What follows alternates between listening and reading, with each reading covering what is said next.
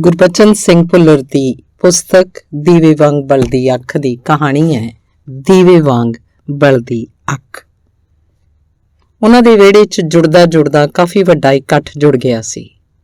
ਪਿੰਡ ਦੇ ਕੁਝ ਪੈਂਚ ਤੇ ਮੋਹਰੀ ਬੰਦੇ ਉਹਨਾਂ ਨੇ ਆਪ ਸੱਦੇ ਸਨ, ਮਗਰੋਂ ਰੋਜ਼ ਦੇ ਝਗੜੇ ਝੇੜੇ ਤੋਂ ਬਚਣ ਲਈ ਫੈਸਲਾ ਉਹਨਾਂ ਸਾਹਮਣੇ ਹੋਇਆ ਹੀ ਠੀਕ ਰਹਿਣਾ ਸੀ। ਜਿਨ੍ਹਾਂ ਬੰਦਿਆਂ ਨਾਲ ਉਹਨਾਂ ਦੀ ਕੰਮ ਧੰਦੇ ਦੀ, ਹਲ ਗੱਡੇ ਦੀ, ਵਾਹੀ ਗੋਡੀ ਦੀ ਸਾਂਝ ਸੀ, ਉਹ ਤਾਂ ਬੁਲਾਉਣੇ ਹੀ ਹੋਏ। ਅਜਿਹੇ ਬੰਦੇ ਪੰਚਾਇਤਾਂ ਤੋਂ ਨਾ ਖੁੱਲਣ ਵਾਲੀਆਂ ਗੰਢਾਂ ਵੀ ਸਾਰੇ ਭਰਾਵਾਂ ਉੱਤੇ ਪ੍ਰਭਾਵ ਹੋਣ ਕਰਕੇ ਸੌਖੇ ਹੀ ਖੋਲ ਦਿੰਦੇ ਹਨ। ਖੜਪੈਂਚ ਕਿਸਮ ਦੇ ਲੋਕ ਬਿਨਾਂ ਸੱਦਿਆਂ ਆਪੇ ਹੀ ਆ ਗਏ ਸਨ। ਉਹਨਾਂ ਨੂੰ ਤਾਂ ਕਿਤੇ ਚਾਰ ਬੰਦੇ ਜੁੜਨ ਦੀ, ਕੋਈ ਝਗੜਾ ਜਾਂ ਝਗੜੇ ਦੀ ਸੰਭਾਵਨਾ ਹੋਣ ਦੀ ਸੋ ਲੱਗਣੀ ਚਾਹੀਦੀ ਹੈ, ਫਿਰ ਉਹਨਾਂ ਨੂੰ ਬੁਲਾਉਣ ਦੀ ਲੋੜ ਨਹੀਂ ਪੈਂਦੀ। ਆਪਣੀ ਚਾਦਰ ਦਿਖਾਉਣ ਲਈ ਉਹ ਸਭ ਤੋਂ ਪਹਿਲਾਂ ਹਾਜ਼ਰ ਆ ਹੁੰਦੇ ਹਨ। ਉਹਨਾਂ ਦੇ ਪਿੱਛੇ ਆ ਗਏ ਸਨ ਕੁਝ ਤਮਾਸ਼ਬੀਨ, ਖੁੰਡਾਂ ਉੱਤੇ ਬੈਠੇ ਵਿਹਲੜ ਲੋਕ, ਬਹੁਤਾ ਸਮਾਂ ਘਰਾਂ ਤੋਂ ਬਾਹਰ ਬਿਤਾਉਣ ਵਾਲੇ ਬੁੱਢੇ ਤੇ ਅਮਲੀ। ਇਹਨਾਂ ਦਾ ਨਾ ਕਾਹੂ ਸਿਓ ਦੋਸਤੀ, ਨਾ ਕਾਹੂ ਸਿਓ ਵੈਰ ਵਾਲਾ ਹਿਸਾਬ ਹੁੰਦਾ। ਕਿਸੇ ਨੂੰ ਘਾਟਾ ਰਹੇ, ਕਿਸੇ ਨੂੰ ਵਾਧਾ। ਉਹਨਾਂ ਨੇ ਤਾਂ ਬਸ ਵਿੱਚ ਵਿਚਾਲਿਓਂ ਚਸਕਾ ਲੈਣਾ ਹੁੰਦਾ ਤੇ ਮਗਰ ਗਲੀ ਗੁਆਂਢ ਦੇ ਕੁਝ ਵੱਡੇ ਛੋਟੇ ਬੱਚੇ ਵੀ ਆ ਗਏ ਸੀ। ਕਿਤੇ ਕੁਝ ਮਾੜਾ ਵਾਪਰ ਰਿਹਾ ਹੋਵੇ ਜਾਂ ਚੰਗਾ, ਗੱਲ ਖੁਸ਼ੀ ਦੀ ਹੋਵੇ ਜਾਂ ਗਮੀ ਦੀ, ਉਹ ਅੱਖਾਂ 'ਚ ਅਚੰਭਾ ਤੇ ਮਨਾਂ 'ਚ ਉਤਸੁਕਤਾ ਭਰ ਕੇ ਦੱਬਵੇਂ ਪੈਰੀ ਪਹੁੰਚ ਜਾਂਦੇ ਹਨ। ਪਹਿਲਾਂ ਝਿਜਕ ਕੇ ਇੱਕ ਪਾਸੇ ਖਲੋਤੇ ਰਹਿੰਦੇ ਹਨ, ਫਿਰ ਹੌਲੀ ਨੇੜੇ ਹੁੰਦੇ ਹਨ ਤੇ ਅੰਤ ਨੂੰ ਭੀੜ 'ਚ ਜੁੜੇ ਲੋਕਾਂ ਦੀਆਂ ਲੱਤਾਂ ਵਿੱਚ ਘਰ ਆਉਂਦੀ ਛੋਪੜੀ ਲੰਘ ਕੇ ਅੱਗੇ ਜਾ ਖਲੋਣਾ ਆਪਣਾ ਹੱਕ ਸਮਝਦੇ ਹਨ। ਤੇ ਵਿਹੜੇ 'ਚ ਕਾਫੀ ਵੱਡਾ ਇਕੱਠ ਤਾਂ ਜੁੜ ਗਿਆ ਸੀ, ਪਰ ਅਜੇ ਅਸਲ ਗੱਲ ਨਹੀਂ ਸੀ ਤੁਰੀ। ਸਭ ਆਪੋ ਆਪਣੀਆਂ ਮਾਰ ਰਹੇ ਸਨ। ਕਾਵਾਂ ਰੌਲੀ ਜੀ ਪਈ ਹੋਈ ਸੀ, ਜਿਹਦੇ ਵਿੱਚੋਂ ਕਦੀ ਕਿਸੇ ਦੇ ਮੂੰਹੋਂ ਕਿਸੇ ਗੱਲ ਦਾ ਕੋਈ ਟੋਟਾ ਸੁਣਾਈ ਦੇ ਜਾਂਦਾ। ਉਹ ਕਾਹਨੂੰ ਭੈੜਿਆ। ਮਖਿਆ ਮੇਰੀ ਮਨ ਵੀ, ਉਹ ਭਾਈ ਇਹ ਤਾਂ ਜਗਤਰ ਵੀਰਾ ਹੈ, ਥਪਾਕ ਦੀਆਂ ਰੀਸਾਂ ਨਹੀਂ। ਲੈ ਤੂੰ ਮੇਰੀ ਸੁਣ, ਮੰਨੀ ਗੱਲ, ਪਰ ਥਪਾਕ ਰਹੇ ਵੀ ਜ਼ਮਾਨਾ ਕਿਹੜਾ ਭਾਈ। ਪੈਂਚ ਖੜਪੈਂਚ ਮੰਜਿਆਂ ਉੱਤੇ ਬੈਠ ਗਏ ਸਨ। ਕੁਝ ਲੋਕ ਖੁਰਲੀਆਂ ਉੱਤੇ ਤੇ ਵਿਹੜੇ 'ਚ ਪਈ ਇੱਕ ਖੁੰਡ ਉੱਤੇ ਬੈਠ ਗਏ ਸਨ।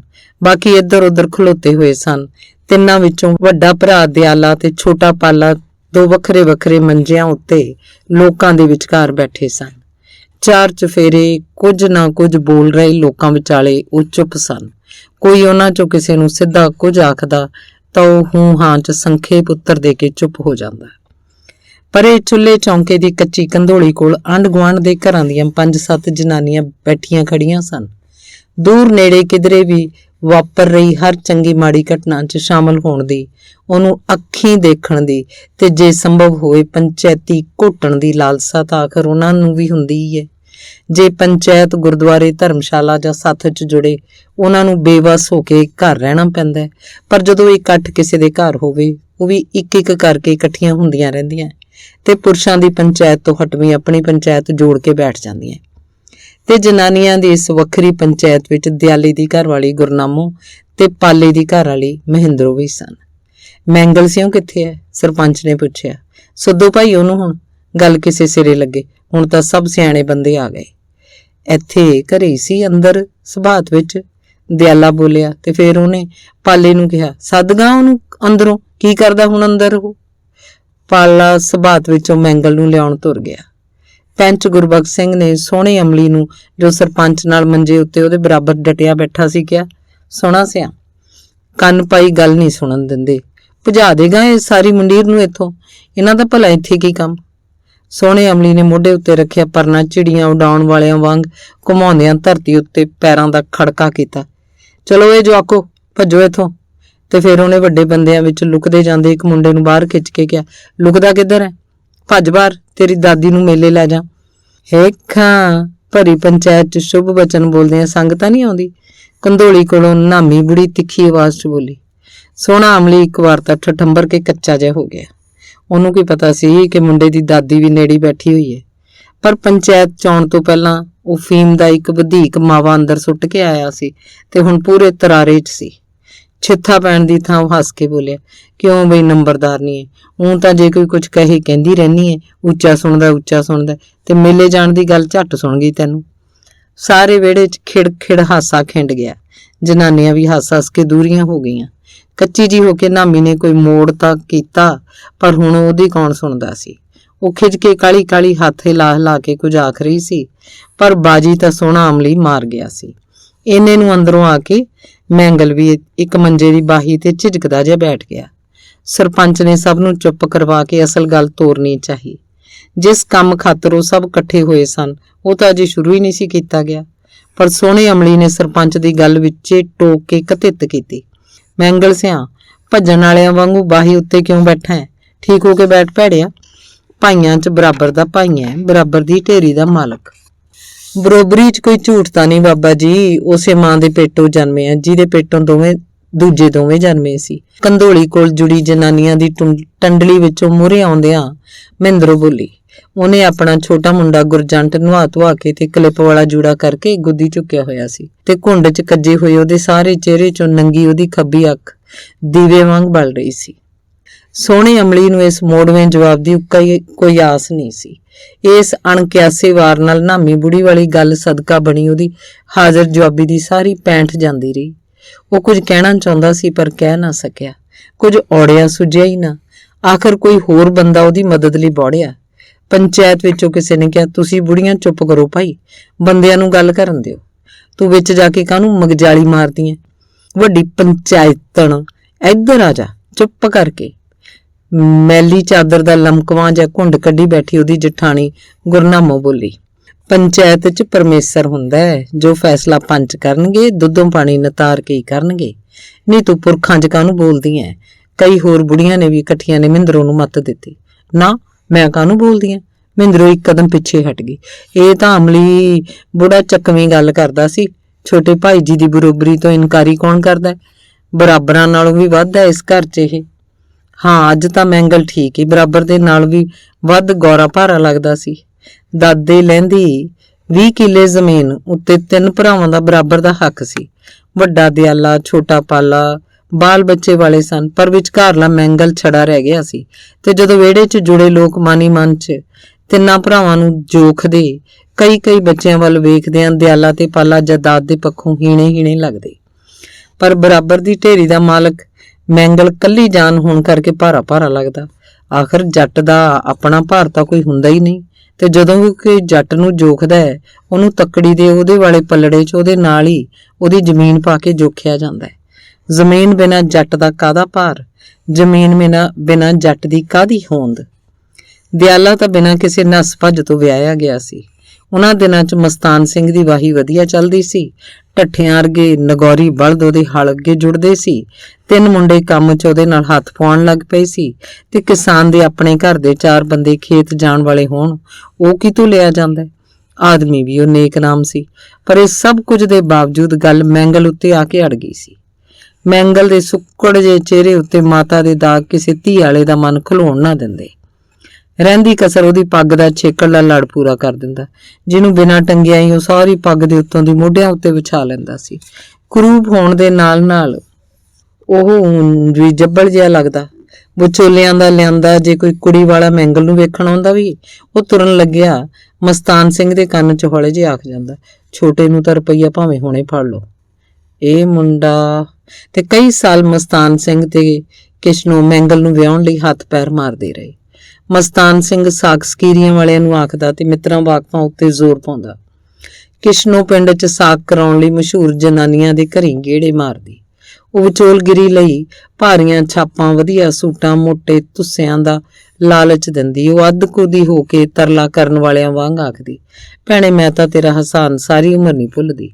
ਇੱਕ ਵਾਰੀ ਮੁੰਡੇ ਦੀ ਰੋਟੀ ਪੱਕਦੀ ਹੋ ਜਾਏ, ਇੱਕ ਵਾਰੀ ਇਹਦੀ ਬਹੂ ਘਰ ਆ ਜਾਏ, ਉੱਠਦੀ ਬੈਠਦੀ ਤੇਰੇ ਗੁਣ ਗਾਉਂ, ਕੱਚੇ ਧਾਗੇ ਨਾਲ ਪਾਣੀ ਭਰੂੰ ਤੇਰਾ। ਪਰ ਰੱਬ ਜਾਣੇ ਮਸਤਾਨ ਸਿੰਘ ਤੇ ਕਿਸ਼ਨੋ ਦੀ ਕਿਸਮਤ 'ਚ ਕੋਈ ਫਰਕ ਸੀ ਜਾਂ ਮੈਂਗਲ ਦੀ ਕਿਸਮਤ 'ਚ ਕਿਤੇ ਵੀ ਕੋਈ ਚਾਰਾ ਨਾ ਚੱਲਿਆ। ਅਖੀਰ ਇਹ ਸੋਚ ਕੇ ਕਿ ਇਹਨੂੰ ਵਿਆਹੁੰਦੇ ਕਿਤੇ ਛੋਟਾ ਵੀ ਖੁੰਝ ਨਾ ਜਾਏ, ਉਹਨਾਂ ਨੇ ਪਾਲੇ ਲਈ ਰੁਪਈਆ ਫੜ ਲਿਆ। ਛੋਟਾ ਭਰਾ ਵਿਆਹੇ ਤੋਂ ਮਗਰੋਂ ਵੱਡੇ ਨੂੰ ਕੌਣ ਪੁੱਛਦਾ ਹੈ? ਤੇ ਲੋਕਾਂ ਦੇ ਇਸ ਸ਼ੰਕੇ ਦਾ ਆਧਾਰ ਵੀ ਤਾਂ ਹੁੰਦਾ ਹੈ ਕਿ ਵੱਡਾ ਅਣਵਿਆਹਿਆ ਛੱਡ ਕੇ ਛੋਟਾ ਵਿਆਹਿਆ ਗਿਆ, ਉਹਦੇ 'ਚ ਕੋਈ ਕਸਰ, ਕੋਈ ਊਣ, ਕੋਈ ਕੱਜ ਤਾਂ ਹੋਏਗੀ। ਐਵੇਂ ਹੀ ਤਾਂ ਨਹੀਂ ਕੁਵਾਰਾ ਰਹਿ ਗਿਆ।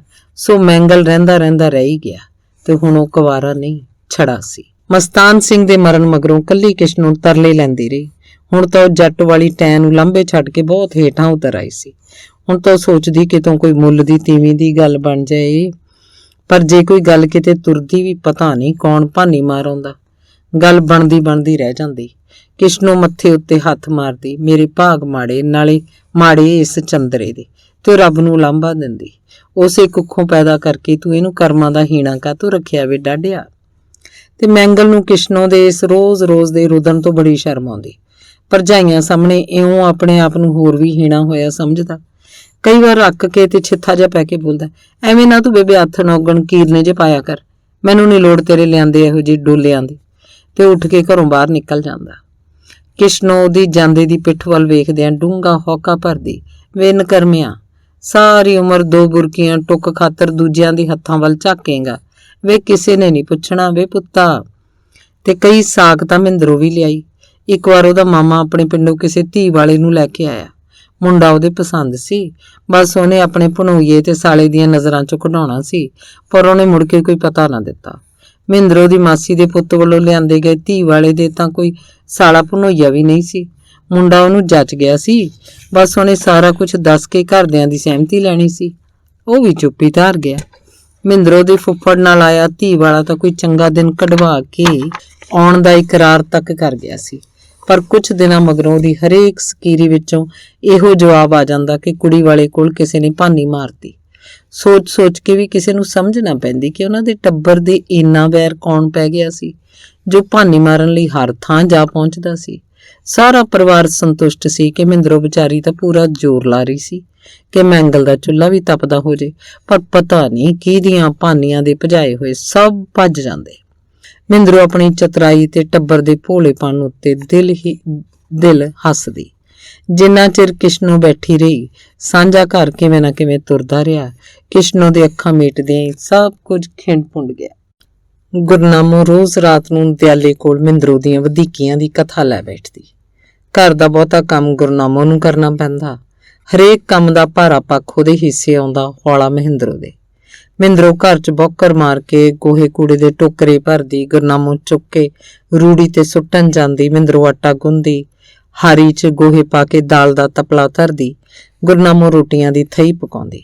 ਮਹਿੰਦਰੋਂ ਟੋਕਰੇ 'ਚ ਰੋਟੀਆਂ, ਦਾਲ ਤੇ ਲੱਸੀ ਰੱਖਦੀ ਤੇ ਗੰਢੇ ਦੇ ਪੱਤ ਵਰਗਾ ਦੁਪੱਟਾ, ਜੰਜੀਰੀ ਵਾਲੀ ਕੁੜਤੀ, ਪੱਟਾਂ ਨਾਲ ਖਹਿੰਦੀ ਸਲਵਾਰ ਤੇ ਕੱਢਵੀਂ ਜੁੱਤੀ ਪਾ ਕੇ ਪਿੰਡ ਵਿੱਚੋਂ ਦੀ ਆਪਣੀ ਜਵਾਨੀ ਦਾ ਪ੍ਰਦਰਸ਼ਨ ਕਰਦੀ ਹੋਈ ਖੇਤ ਨੂੰ ਤੁਰ ਜਾਂਦੀ ਤੇ ਗੁਰਨਾਮੋ ਸਾਰੇ ਟੱਬਰ ਦੇ ਕੱਪੜੇ ਧੋਣ ਬੈਠਦੀ।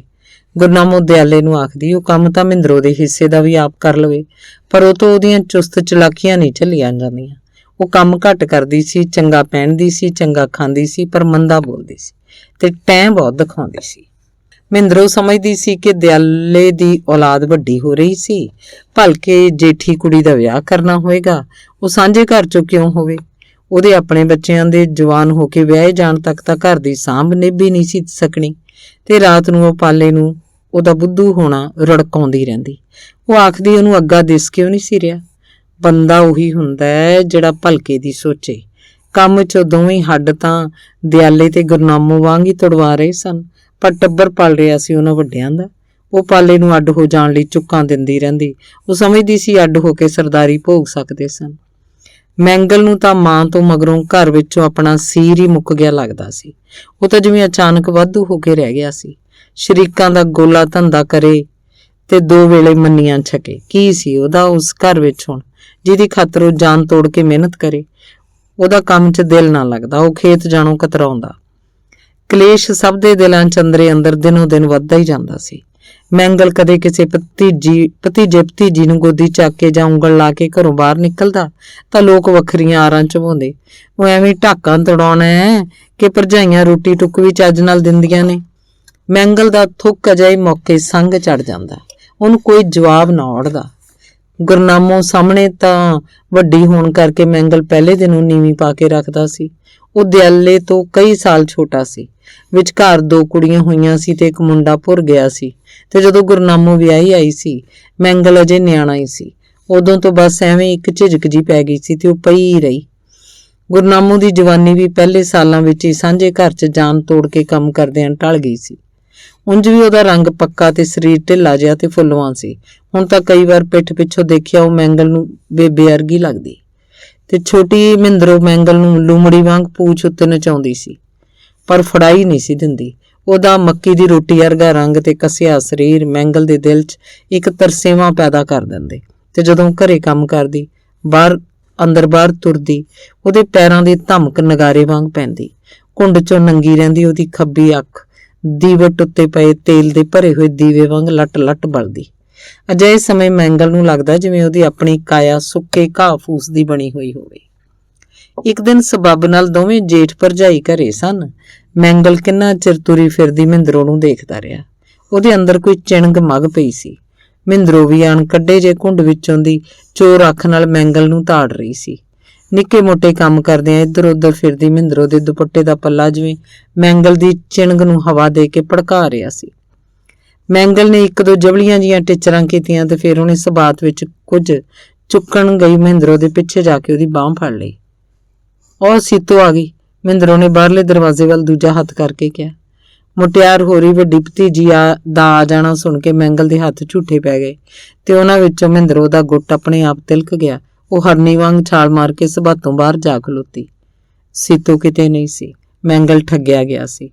ਉਹਨੂੰ ਕੱਚਾ ਜਿਹਾ ਹੋ ਕੇ ਸਬਾਤ ਚੋਂ ਬਾਹਰ ਨਿਕਲਦੇ ਨੂੰ ਮਹਿੰਦਰੋ ਨੇ ਸਮਝਾਇਆ, ਭਾਈ ਜੀ ਕਮਲਾ ਹੋ ਗਿਆ, ਹੁਣੇ ਕੋਈ ਬਾਹਰੋਂ ਆ ਜਾਂਦਾ ਤਾਂ ਕੀ ਬਣਦਾ।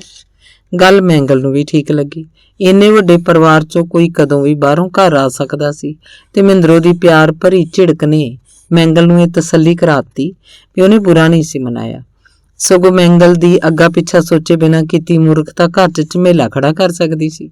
ਮਹਿੰਦਰੋ ਸਿਆਣਪ ਵਰਤ ਕੇ ਗੱਲ ਨੂੰ ਸਾਂਭ ਗਈ ਸੀ। ਚਲੋ ਗੱਲ ਕਿਸੇ ਸਿਰੇ ਤਾਂ ਲੱਗੀ ਸੀ।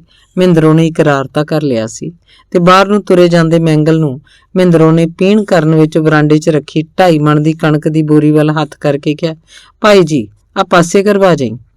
ਮੈਂਗਲ ਨੇ ਬੋਰੀ ਧੂ ਕੇ ਲਾਂਭੇ ਕਰਨੀ ਚਾਹੀ ਪਰ ਉਹ ਤੋਂ ਹਿੱਲੀ ਨਾ। ਕੁਝ ਤਾਂ ਬੋਰੀ ਭਾਰੀ ਸੀ, ਕੁਝ ਮੈਂਗਲ ਦਾ ਸਰੀਰ ਨਤਾਣਾ ਹੋਇਆ ਪਿਆ ਸੀ। ਕੋਲ ਖਲੋਤੀ ਮਹਿੰਦਰੋ ਬੋਲੀ, ਠਹਿਰ ਭਾਈ ਜੀ, ਮੈਂ ਲੱਗਦੀ ਆਂ ਤੇਰੇ ਨਾਲ। ਤੇ ਉਹਨਾਂ ਦੋਵਾਂ ਨੇ ਪਹਿਲਾਂ ਬੋਰੀ ਖੜੀ ਕੀਤੀ। ਫਿਰ ਮਹਿੰਦਰੋ ਨੇ ਮੈਂਗਲ ਦਾ ਖੱਬਾ ਗੁੱਟ ਆਪਣੇ ਸੱਜੇ ਹੱਥ 'ਚ ਫੜ ਕੇ ਕਿਹਾ, ਲੈ ਭਾਈ ਜੀ ਬੋਰੀ ਬਾਹਾਂ ਦੇ ਸਹਾਰੇ ਚੱਕੀ ਜਾਓ। ਤੇ ਜਦੋਂ ਮੈਂਗਲ ਨੇ ਬੋਰੀ ਬਾਹਾਂ ਤੇ ਸੁੱਟੀ, ਮਹਿੰਦਰੋ ਨੇ ਹਜੋਕਾ ਮਾਰ ਕੇ ਮੈਂਗਲ ਦੀ ਸਾਰੀ ਬਾਂਹ ਬੋਰੀ ਹੇਠ ਖਿੱਚਦਿਆਂ ਬੋਰੀ ਉਹਦੇ ਤੇ ਛੱਡਤੀ। ਆਪੋ ਲਾਂਭੇ ਹੋ ਕੇ ਹੱਸ ਪਈ। ਤੇਰਾ ਭਰਾ ਆਊ ਤਾਂ ਪੁੱਛੂ ਇਹ ਊਂ ਕਾਹਤੋਂ ਬੈਠਾ ਹੈ, ਆਪੇ ਦੱਸਦੀ ਸਾਰੀ ਗੱਲ। ਮੈਂਗਲ ਦਾ ਤਰਾਹ ਨਿਕਲ ਗਿਆ। ਕੰਮ ਲੱਗਣ ਤੋਂ ਪਹਿਲਾਂ ਮਹਿੰਦਰੋ ਨੇ ਤੇਲ ਕਢਾਉਣ ਲਈ ਰੱਖੀ ਹੋਈ ਸਰੋਂ ਦਾ ਗੱਟਾ ਵੀ ਮੈਂਗਲ ਦੀ ਬਾਂਹ ਤੇ ਪਈ ਕਣਕ ਦੀ ਬੋਰੀ ਤੇ ਰੱਖਤਾ। ਮੈਂਗਲ ਨੇ ਬੜੀ ਵਾਹ ਲਈ ਪਰ ਉਹ ਆਪਣੀ ਦੱਬੀ ਹੋਈ ਬਾਂਹ ਨਾ ਕੱਢ ਸਕਿਆ। ਦਮੋਂ ਨਿਕਲ ਕੇ ਉਹ ਲੇਲੜੀਆਂ ਕੱਢਣ ਲੱਗ ਪਿਆ। ਜੇ ਪਾਲਾ ਸੱਚਮੁੱਚ ਹੁਣੇ ਆ ਗਿਆ, ਮੈਂਗਲ ਉਹਨੂੰ ਕੀ ਜਵਾਬ ਦੇ ਸਕੂਗਾ। ਤੇ ਜੇ ਟੱਬਰ ਦਾ ਕੋਈ ਵੀ ਜੀ ਆ ਗਿਆ, ਉਹਨੇ ਕਿਤੋਂ ਦਾ ਨਹੀਂ ਸੀ ਰਹਿਣਾ। ਉਹ ਕੱਖੋਂ ਹੌਲਾ ਤੇ ਪਾਣੀਓਂ ਪਤਲਾ ਹੋਇਆ ਬੈਠਾ ਸੀ। ਬੋਰੀ ਹੇਠ ਦੱਬੀ ਹੋਈ ਉਹਦੀ ਬਾਂਹ, ਖੱਬੀ ਬਾਂਹ ਤਾਂ ਸੌਂ ਹੀ ਗਈ ਸੀ। ਬਾਹਰ ਰਹੇ ਸੱਜੇ ਹੱਥ ਨਾਲੋਂ ਵੀ ਉਹ ਤੋਂ ਚਿਹਰੇ ਉੱਤੋਂ ਮੱਖੀ ਨਹੀਂ ਸੀ ਉਡਾਈ ਜਾ ਰਹੀ। ਮਹਿੰਦਰੋ ਕਿੰਨਾ ਹੀ ਚਿਰ ਚਬਰੀਕੀਆਂ ਕਰਦੀ ਆਪਣੇ ਕੰਮ ਧੰਦੇ ਲੱਗੀ ਹੋਈ ਉਹਦੇ ਆਲੇ ਦੁਆਲੇ ਮੋਰਨੀ ਵਾਂਗ ਚੱਕਰ ਕੱਢਦੀ ਰਹੀ। ਆਖਰ ਮੈਂਗਲ ਨੇ ਖੁੱਲੇ ਹੱਥ ਨਾਲ ਉਹਦੇ ਪੈਰ ਫੜੇ ਤਾਂ ਉਹਨੇ ਬੋਰੀ ਹੇਠੋਂ ਬਾਂਹ ਕੱਢ ਕੇ ਉਹਦੀ ਖਲਾਸੀ ਕੀਤੀ। ਉਹ ਤੋਂ ਮਗਰੋਂ ਮੈਂਗਲ ਕਦੇ ਮਹਿੰਦਰੋ ਨੂੰ ਅੱਖ 'ਚ ਪਾਇਆ ਵੀ ਨਹੀਂ ਸੀ ਰੜਕਿਆ। ਜਦੋਂ ਕਦੇ ਉਹਨੂੰ ਟਕੋਰ ਮਾਰਦਾ, ਭਰਜਾਈਆਂ ਰੋਟੀ ਟੁੱਕ ਵੀ ਚੱਜ ਨਾਲ ਦਿੰਦੀਆਂ ਕਿ ਨਹੀਂ, ਤਾਂ ਉਹਦਾ ਥੁੱਕ ਸੰਗ ਚੜ ਜਾਂਦਾ। ਪਰ ਆਪਣੇ ਆਪ ਨੂੰ 3-13 'ਚ ਦੱਸਣ ਲਈ ਉਹ ਖੰਗੂਰ ਮਾਰ ਕੇ ਸੰਗ ਸਾਫ਼ ਕਰਦਾ ਤੇ ਕੱਚੀ ਜੀ ਹਾਸੀ ਹੱਸ ਕੇ ਆਖਦਾ, ਰੋਟੀ ਟੁੱਕ ਨੂੰ ਕੀ ਵਿਚਾਰੀਆਂ ਭੱਜੀਆਂ ਨੇ। ਤੇ ਉਹਦੇ ਹਾਣੀ ਸਵਾਦ ਲੈ ਕੇ ਆਖਦੇ, ਵਾਹ ਓਏ ਸਰਦਾਰ ਮੈਂਗਲ ਸਿਆ, ਖੁਸ਼ ਕੀਤਾ। ਕਿਉਂ ਭਾਈ ਮੁੰਡਿਓ, ਕਿਸੇ ਤਰ੍ਹਾਂ ਤੁਹਾਡਾ ਏਕਾ ਬਣਿਆ ਨਹੀਂ ਰਹਿ ਸਕਦਾ? ਸਰਪੰਚ ਨੇ ਖੁੰਡੀ ਨਾਲ ਧਰਤੀ ਉੱਤੇ ਲਕੀਰਾਂ ਵਾਹੁੰਦਿਆਂ ਪੁੱਛਿਆ।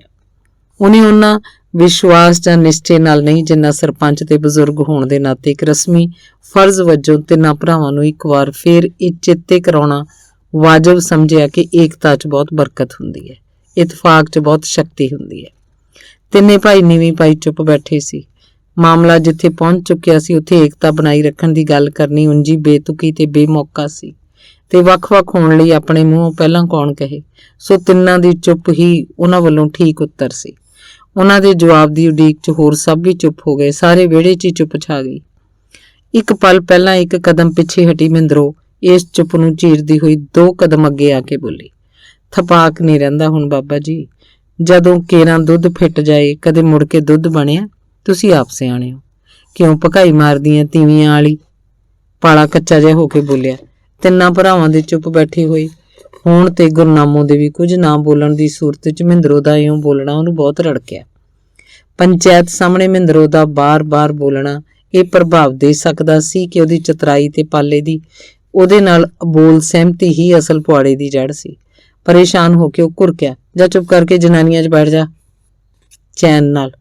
ਚੱਲ ਠੀਕ ਹੈ, ਮੈਂ ਤਾਂ ਨਹੀਂ ਬੋਲਦੀ, ਪਰ ਤੇਰੀ ਚੁੱਪ ਨਹੀਂ ਸਾਰੇ ਪਿੱਟਣੇ ਪਾਈ ਐ। ਮਹਿੰਦਰੋ ਦੀ ਅੱਖ ਦੇ ਦੀਵੇ ਦੀ ਬੱਤੀ ਜਿਵੇਂ ਹੋਰ ਸੀਖੀ ਗਈ ਸੀ। ਆ ਜਾ ਨਹੀਂ ਆ ਜਾ ਕਮਲੀਏ, ਕੰਧੋਲੀ ਕੋਲੋਂ ਕੁਝ ਔਰਤਾਂ ਬੋਲੀਆਂ। ਨਾ ਮੇਰੀ ਅਕਲ 'ਚ ਇਹ ਗੱਲ ਨਹੀਂ ਪੈਂਦੀ, ਅੱਡ ਹੋਣ ਦਾ ਕੋਈ ਮਿਹਣਾ ਹੈ? ਕੋਈ ਜੱਗੋਂ ਨਿਆਰੀ ਗੱਲ ਤਾਂ ਸਾਡੇ ਟੱਬਰ 'ਚ ਹੋਣ ਨਹੀਂ ਲੱਗੀ। ਸਾਰੀ ਦੁਨੀਆ ਹੀ ਅੱਡ ਹੁੰਦੀ ਆਈ ਹੈ। ਜੇ ਸੁੱਖ ਨਾਲ ਭਰਾ ਹੋਣਗੇ ਉਹ ਅੱਡ ਤਾਂ ਹੋਣਗੇ, ਤੇ ਜੇ ਕੋਈ ਕਿਸਮਤ ਦਾ ਮਾਰਿਆ ਕੱਲਾ ਹੋਊ ਅੱਡ ਨਾ ਹੋਊ, ਫੇਰ ਏਕੇ ਦੀਆਂ ਤਪਾਕ ਦੀਆਂ ਇਹਨਾਂ ਸਮਝੌਤੀਆਂ ਦੀ ਕੀ ਲੋੜ?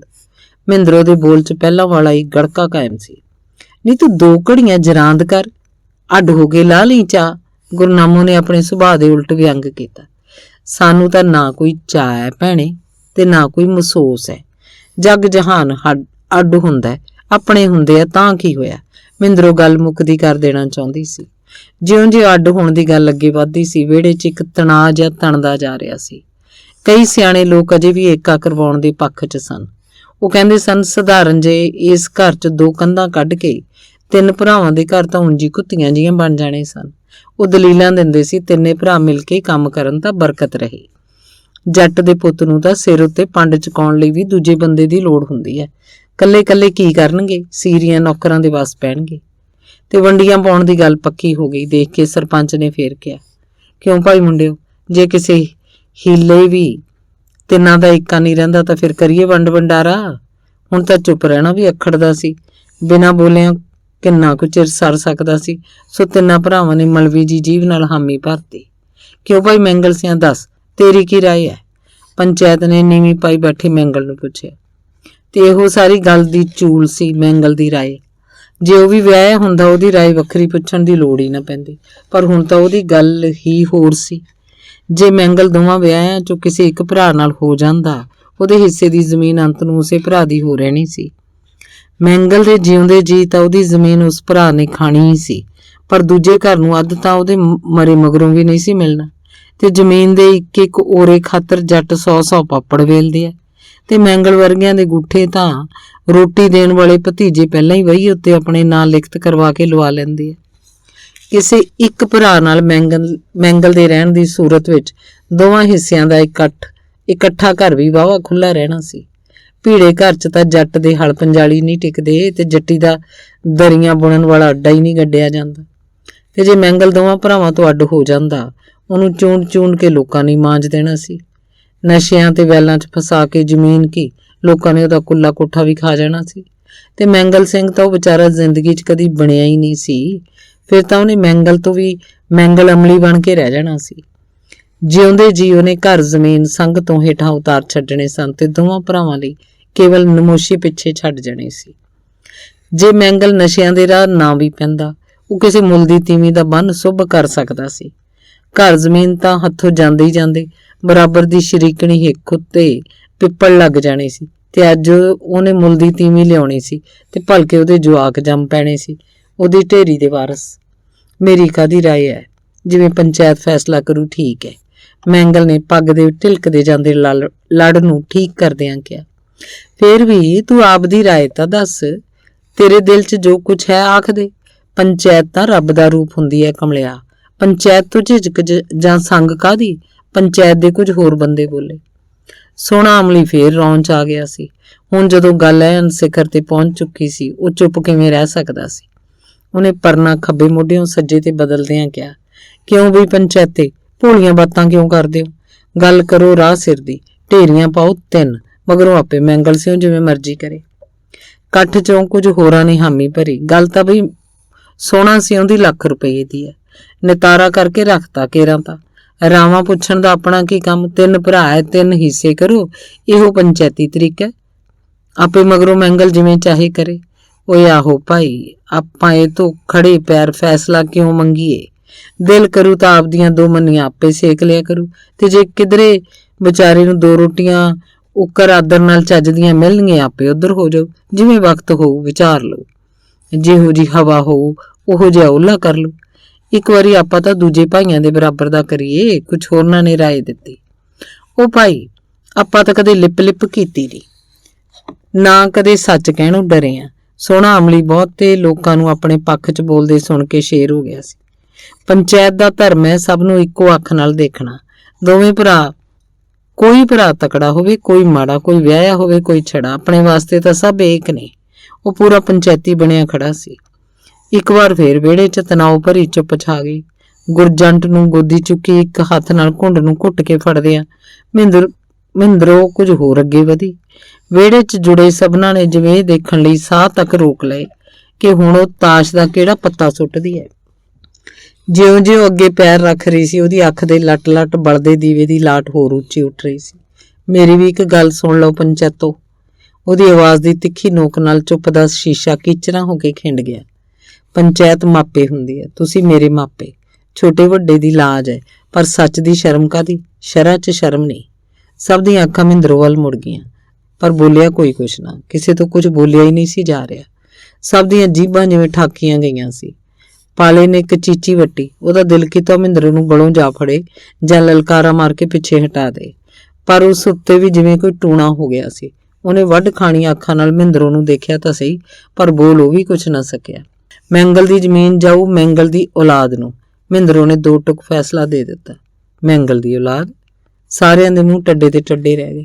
ਉਹ ਦਿਸਦਾ ਵੱਡੇ ਮਹਾਰਾਜ ਦਾ ਝੰਡਾ। ਮਹਿੰਦਰੋਂ ਨੇ ਕੰਧ ਉੱਤੋਂ ਦੀ ਦਿਸਦੇ ਗੁਰਦੁਆਰੇ ਦੇ ਉੱਚੇ ਨਿਸ਼ਾਨ ਸਾਹਿਬ ਵੱਲ ਹੱਥ ਕੀਤਾ, ਜੋ ਧੀਮੀ ਚਾਲ ਚਲਦੀ ਪੌਣ 'ਚ ਝੂਲ ਰਿਹਾ ਸੀ। ਉਹਨੂੰ ਹਾਜ਼ਰ ਨਾਜ਼ਰ ਜਾਣ ਕੇ ਮੈਂਗਲ ਉੱਠੇ। ਜੇ ਤਾਂ ਆ ਜਵਾਕ ਇਹਦਾ ਤਾਂ ਇਹਨੂੰ ਚੁੱਕ ਲਵੇ ਗੋਦੀ, ਨਹੀਂ ਤਾਂ। ਤੇ ਮਹਿੰਦਰੋਂ ਨੇ ਕਹਿੰਦਿਆਂ ਡੌਰ ਭੌਰ ਹੋਏ ਗੁਰਜੰਟ ਨੂੰ ਗੋਦੀਓਂ ਲਾ ਕੇ ਪੰਚਾਇਤ ਦੇ ਵਿਚਾਲੇ ਜਾ ਬਿਠਾਇਆ। ਵਿਹੜੇ 'ਚ ਜ਼ੋਰ ਦੀ ਘੁਸਰ ਮੁਸਰ ਹੋਈ। ਸਭ ਦੇ ਮੂੰਹ ਆਪ ਮੁਹਾਰਾ ਕੁਛ ਨਾ ਕੁਛ ਨਿਕਲ ਰਿਹਾ ਸੀ।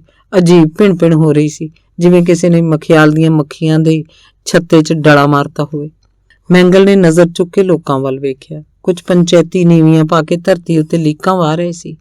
ਕੁਝ ਹੈਰਾਨ ਹੋ ਕੇ ਕਦੇ ਮੈਂਗਲ ਵੱਲ ਕਦੇ ਮਹਿੰਦਰੋਂ ਵੱਲ ਦੇਖ ਰਹੇ ਸੀ।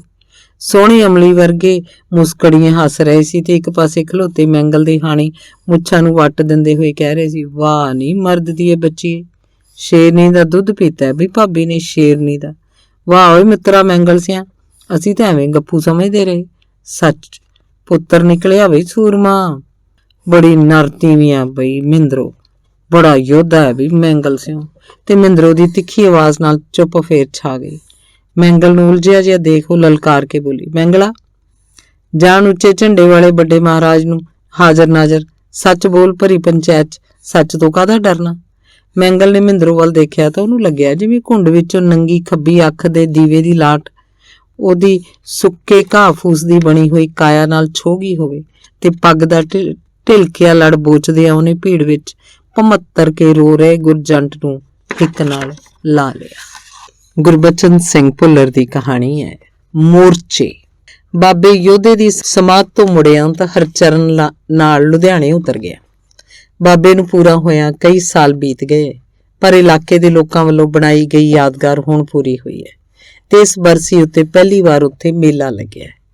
ਆਉਣ ਸਮੇਂ ਦੇ ਸਫ਼ਰ ਤੇ ਸਾਰੇ ਦਿਨ ਦੀ ਅੱਕ ਥਕਾਈ ਮਗਰੋਂ ਅੱਜ ਹੀ ਇੰਨਾ ਲੰਮਾ ਵਾਪਸੀ ਦਾ ਸਫ਼ਰ ਕਰਨ ਦੀ ਹਿੰਮਤ ਨਹੀਂ ਹੁੰਦੀ। ਨਾਲੇ ਬਾਬੇ ਯੋਧੇ ਦੀ ਯਾਦ ਨਾਲ ਰਾਜਵੀਰ ਦੀ ਯਾਦ ਵੀ ਸੱਜਰੀ ਹੋ ਗਈ ਹੈ ਤੇ ਕੋਮਲ ਦੀ ਯਾਦ ਵੀ। ਅਸਲ 'ਚ ਤਿੰਨੇ ਯਾਦਾਂ ਇੱਕ ਦੂਜੀ ਨਾਲ ਇਉਂ ਗੁੰਦੀਆਂ ਗਈਆਂ ਹਨ ਕਿ ਮਨ 'ਚ ਜਦੋਂ ਕਦੀ ਕਿਸੇ ਇੱਕ ਦੀ ਨੁਹਾਰ ਉੱਭਰਦੀ ਹੈ, ਦੂਜੀਆਂ ਦੋ ਨੁਹਾਰਾਂ ਵੀ ਬਰਾਬਰ ਆ ਖਲੋਂਦੀਆਂ। ਲੁਧਿਆਣਾ ਰਾਜਵੀਰ ਦਾ ਸ਼ਹਿਰ ਹੈ, ਦਿਲ ਕਰਦਾ ਉਹਨੂੰ ਮਿਲ ਕੇ ਜਾਵਾਂ। ਬਾਬੇ ਯੋਧੇ ਦੀ ਸਮਾਧ ਉੱਤੇ ਤਾਂ ਫੁੱਲ ਚੜਾਈ ਆਇਆ, ਰਾਜਵੀਰ ਮਿਲ ਜਾਏ ਮਨ ਹੋਰ ਹੌਲਾ ਹੋ ਜਾਏ। ਤੇ ਕੋਮਲ, ਚਲੋ ਕੋਮਲ ਦੀ ਗੱਲ ਛੱਡੋ। ਅਨੋਖੀ ਗੱਲ ਇਹ ਸੀ ਕਿ ਇਹਨਾਂ ਤਿੰਨਾਂ ਦਾ ਆਪਸ ਵਿੱਚ ਨਾ ਕੋਈ ਨਾਤਾ ਸੀ ਨਾ ਵਾਹ। ਬਾਬਾ ਯੋਧਾ ਉੱਚ ਪਾਏ ਦਾ ਲੋਕ ਆਗੂ ਸੀ, ਸੱਚਾ ਸੁੱਚਾ ਕੁਰਬਾਨੀ ਦਾ ਪੁੰਜ, ਆਪਣਾ ਸਭ ਕੁਝ ਲੋਕਾਂ ਲਈ ਵਾਰ ਦੇਣ ਵਾਲਾ। ਇਹੋ ਜਿਹੇ ਆਗੂ ਹੁਣ ਤਾਂ ਲਗਭਗ ਮੁੱਕ ਹੀ ਗਏ ਹੈ। ਕਦਰਾਂ ਕੀਮਤਾਂ ਬਹੁਤ ਬਦਲ ਗਈਆਂ ਹੈ। ਰਾਜਵੀਰ ਸਿਆਸਤ ਤੋਂ ਕੋਰੀ ਕੁੜੀ ਸੀ। ਬਾਬੇ ਯੋਧੇ ਨੂੰ ਉਹ ਮੇਰੀ ਮਾਂ ਦੀ ਮੌਤ ਤੋਂ ਮਗਰੋਂ ਆਮ ਕਰਕੇ ਚੁੱਪ ਹੀ ਰਹਿਣ ਵਾਲੇ ਮੇਰੇ ਬਾਪੂ ਦੇ ਰੂਪ 'ਚ ਜਾਣਦੀ ਸੀ। ਕੋਮਲ ਤੇ ਬਾਬੇ ਦਾ ਤਾਂ ਸ਼ਾਇਦ ਕਦੀ ਸਾਹਮਣਾ ਵੀ ਨਹੀਂ ਸੀ ਹੋਇਆ ਤੇ ਰਾਜਵੀਰ ਤੇ ਕੋਮਲ ਦੀ ਵੀ ਕਦੀ ਜ਼ਬਾਨ ਸਾਂਝੀ ਹੋਈ ਦਾ ਮੈਨੂੰ ਪਤਾ ਨਹੀਂ ਸੀ। ਪਰ ਮੇਰੇ ਚੇਤੇ ਵਿੱਚ ਤਿੰਨਾਂ ਦੇ ਮੁਹਾਂਦਰੇ ਇੱਕੋ ਅਟੁੱਟ ਤਿੱਕੜੀ ਬਣ ਚੁੱਕੇ ਸਨ। ਅਸਲ 'ਚ ਉਹਨਾਂ ਤਿੰਨਾਂ ਨਾਲ ਮੇਰਾ ਵਾਹ ਇੱਕ ਛੋਟੇ ਜਿਹੇ ਸ਼ਹਿਰ 'ਚ ਇੱਕੋ ਸਮੇਂ ਪਿਆ ਸੀ ਤੇ ਉਦੋਂ ਤੋਂ ਤਿੰਨੇ ਜਦੋਂ ਉੱਭਰਦੇ ਚੇਤੇ 'ਚ ਇਕੱਠੇ ਹੀ ਉੱਭਰਦੇ। ਇਹ ਗੱਲ ਮਨੁੱਖੀ ਜ਼ਿੰਦਗੀ ਦੀ ਮਿਆਦ ਦੇ ਪੱਖੋਂ ਤਾਂ ਕਾਫੀ ਪੁਰਾਣੀ ਹੈ, ਪਰ ਹੁਣ ਤਾਂ ਇਤਿਹਾਸਿਕ ਪੱਖੋਂ ਵੀ ਇਉਂ ਲੱਗਦੀ ਹੈ ਜਿਵੇਂ ਕਿਸੇ ਦੂਰ ਰਹਿ ਗਏ ਯੁੱਗ ਦੀ ਹੋਵੇ। ਇੰਨੇ ਦੂਰ ਦੇ ਯੁੱਗ ਦੀ ਕਿ ਇਸ ਵਾਰਤਾ ਦਾ ਆਰੰਭ ਇੱਕ ਵਾਰ ਦੀ ਗੱਲ ਹੈ ਆਖ ਕੇ ਵੀ ਕੀਤਾ ਜਾ ਸਕਦਾ ਹੈ। ਉਸ ਸ਼ਹਿਰ ਦੇ ਨੇੜੇ ਦੇ ਇੱਕ ਇਲਾਕੇ 'ਚ ਹਥਿਆਰਬੰਦ ਕਿਸਾਨੀ ਘੋਲ ਲੜਿਆ ਜਾਣਾ ਸੀ। ਇਹ ਇਲਾਕਾ ਇੱਕ ਰਜਵਾੜਾ ਸ਼ਾਹੀ ਰਿਆਸਤ ਦਾ ਹਿੱਸਾ ਰਿਹਾ ਹੋਣ ਕਰਕੇ ਜ਼ਗੀਰਦਾਰੀ ਦਾ ਗੜ੍ਹ ਸੀ ਤੇ ਪਛੜਿਆ ਹੋਇਆ ਹੋਣ ਕਰਕੇ ਜ਼ਗੀਰਦਾਰਾਂ ਦੀ ਜਕੜ ਇੱਥੇ ਹੋਰ ਇਲਾਕਿਆਂ ਨਾਲੋਂ ਵੱਧ ਤਕੜੀ ਸੀ।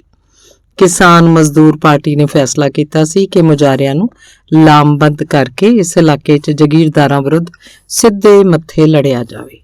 ਇਹ ਮੋਰਚਾ ਇੱਕ ਕਿਸਮ ਦਾ ਤਜਰਬਾ ਵੀ ਬਣਨਾ ਸੀ, ਜਿਹਨੇ ਹੋਰ ਇਲਾਕਿਆਂ 'ਚ ਸੰਗਰਾਮ ਲੜੇ ਜਾਣ ਦਾ ਪੈਂਤਰਾ ਤਿਆਰ ਕਰਨ 'ਚ ਮਦਦ ਦੇਣੀ ਸੀ। ਮੁਜ਼ਾਹਰਿਆਂ ਦੇ ਵਿਸ਼ਾਲ ਸਮੁੰਦਰ 'ਚ ਜ਼ਗੀਰਦਾਰ ਤਾਂ ਛੋਟੇ-ਛੋਟੇ ਟਾਪੂਆਂ ਵਾਂਗ ਸਨ।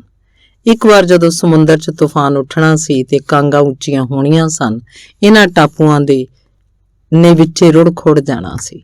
ਬਾਬੇ ਯੋਧੇ ਦੇ ਸਿਰ ਦਾ ਮੁੱਲ ਟਿਕਣ ਤੋਂ ਪਹਿਲਾਂ ਉਹਨੇ ਇਸ ਇਲਾਕੇ ਨੂੰ ਗੌਰ ਨਾਲ ਵੇਖਿਆ, ਵਾਚਿਆ ਵੀ ਹੋਇਆ ਸੀ ਤੇ ਕਿਸਾਨਾਂ 'ਚ ਕੰਮ ਵੀ ਕੀਤਾ ਹੋਇਆ ਸੀ। ਅਗਵਾਈ ਉਹਨੇ ਗੁਪਤ ਰਹਿ ਕੇ ਕਰਨੀ ਸੀ। ਕੰਮ ਬੜਾ ਔਖਾ ਸੀ ਤੇ ਭੇਤ ਰੱਖਣਾ ਬਹੁਤ ਜ਼ਰੂਰੀ ਸੀ। ਪਾਰਟੀ ਦੇ ਜਾਣੇ ਪਛਾਣੇ ਕਾਰਕੁਨਾਂ ਵਿੱਚੋਂ ਕਿਸੇ ਨਾਲ ਬਾਬੇ ਯੋਧੇ ਦਾ ਭੇਸ ਬਦਲ ਕੇ ਰਹਿਣਾ ਵੀ ਸ਼ੱਕ ਦਾ ਕਾਰਨ ਬਣ ਸਕਦਾ ਸੀ। ਮੈਂ ਉਹਨਾਂ ਦਿਨਾਂ 'ਚ MA ਦੀ ਤਿਆਰੀ ਕਰ ਰਿਹਾ ਸੀ ਤੇ ਕਿਸਾਨ ਮਜ਼ਦੂਰ ਪਾਰਟੀ ਦੇ ਸੰਪਰਕ 'ਚ ਸੀ। ਪਾਰਟੀ ਨੇ ਜਾਣ ਬੁੱਝ ਕੇ ਮੈਨੂੰ ਉਜਾਗਰ ਨਹੀਂ ਸੀ ਕੀਤਾ ਹੋਇਆ। ਕਈ ਵਾਰ ਜਦੋਂ ਕੋਈ ਗੁਪਤ ਮਿਸ਼ਨ ਨਿਭਾਉਣਾ ਹੁੰਦਾ, ਕੋਈ ਸੁਨੇਹਾ ਦੇਣਾ ਹੁੰਦਾ, ਕੋਈ ਪਾਰਟੀ ਸਾਹਿਤ ਪੁੱਜਦਾ ਕਰਨਾ ਹੁੰਦਾ, ਪਾਰਟੀ ਮੇਰੇ ਉੱਤੇ ਇਤਬਾਰ ਕਰਦਿਆਂ ਮੈਨੂੰ ਇਹ ਮਾਣ ਨਿਸ਼ਚਿੰਤ ਹੋ ਕੇ ਦੇ ਦਿੰਦੀ ਸੀ। ਪਾਰਟੀ ਨਾਲ ਪ੍ਰਤੱਖ ਸੰਬੰਧ ਨਾ ਹੋਣ ਕਰਕੇ ਮੈਂ ਬੇਧੜਕ ਹੋ ਕੇ ਜਿੰਮੇ ਲੱਗਿਆ ਕਾਰਜ ਪੂਰਾ ਕਰ ਆਉਂਦਾ ਸੀ। ਜਦੋਂ ਬਾਬੇ ਯੋਧੇ ਨੂੰ ਉਹਲਾ ਦੇਣ ਦੀ ਗੱਲ ਆਈ, ਮੈਨੂੰ ਹੀ ਫੇਰ ਚੁਣਿਆ ਗਿਆ। ਪਾਰਟੀ ਦਾ ਹੁਕਮ ਲੈ ਕੇ ਆਏ ਸਾਥੀ ਦੀ ਗੱਲ ਸੁਣ ਕੇ ਮੈਂ ਅਬੋਲ ਹੀ ਤਾਂ ਰਹਿ ਗਿਆ। ਬਾਬੇ ਯੋਧੇ ਦੀ ਸੰਗਰਾਮੀ ਜ਼ਿੰਦਗੀ ਬਾਰੇ ਮੈਂ ਇੰਨਾ ਕੁਝ ਸੁਣਿਆ ਸੀ ਕਿ ਮੈਂ ਉਹਦਾ ਸ਼ਰਧਾਲੂ ਬਣ ਗਿਆ ਸੀ, ਪਰ ਉਹਦੇ ਰੂਪੋਸ਼ ਹੋਣ ਕਰਕੇ ਦਰਸ਼ਨਾਂ ਦਾ ਸੁਭਾਗ ਕਦੀ ਨਹੀਂ ਸੀ ਮਿਲਿਆ। ਮੇਰੀ ਚੁੱਪ ਦਾ ਗਲਤ ਅਰਥ ਕੱਢਦਿਆਂ ਆਗੂ ਸਾਥੀ ਨੇ ਨਜ਼ਰਾਂ ਮੇਰੇ ਚਿਹਰੇ ਉੱਤੇ ਕੱਢ ਕੇ ਕਿਹਾ, ਸਾਥੀ ਮਹਿੰਦਰ, ਕੈਰੀਅਰਿਸਟ ਸੋਚਾਂ ਨੇ ਤਾਂ ਨਹੀਂ ਘੇਰ ਲਿਆ? ਉਹਨਾਂ ਦਿਨਾਂ 'ਚ ਕੈਰੀਅਰਿਸਟ ਹੋਣਾ ਸਭ ਤੋਂ ਵੱਡੀ ਗਾਲ ਹੁੰਦੀ ਸੀ। ਨਹੀਂ ਸਾਥੀ ਜੀ, ਪਰ ਮੈਂ ਅੰਦਰੋਂ ਹਿੱਲਿਆ ਪਿਆ ਸੀ। ਕੈਰੀਅਰ ਦੀ ਛੱਡ ਇਨਕਲਾਬ ਤਾਂ ਆਪ ਆ ਕੇ ਸਾਡੇ ਬੂਹੇ ਉੱਤੇ ਦਸਤਕ ਦੇ ਰਿਹਾ ਹੈ।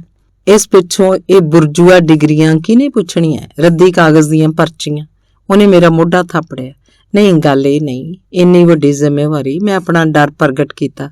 ਜੇ ਕਦੀ ਕਿਸੇ ਵੀ ਕਾਰਨ ਬਾਬਾ ਜੀ ਫੜੇ ਗਏ, ਮੇਰੇ ਮੱਥੇ ਤੋਂ ਕਾਲਸ।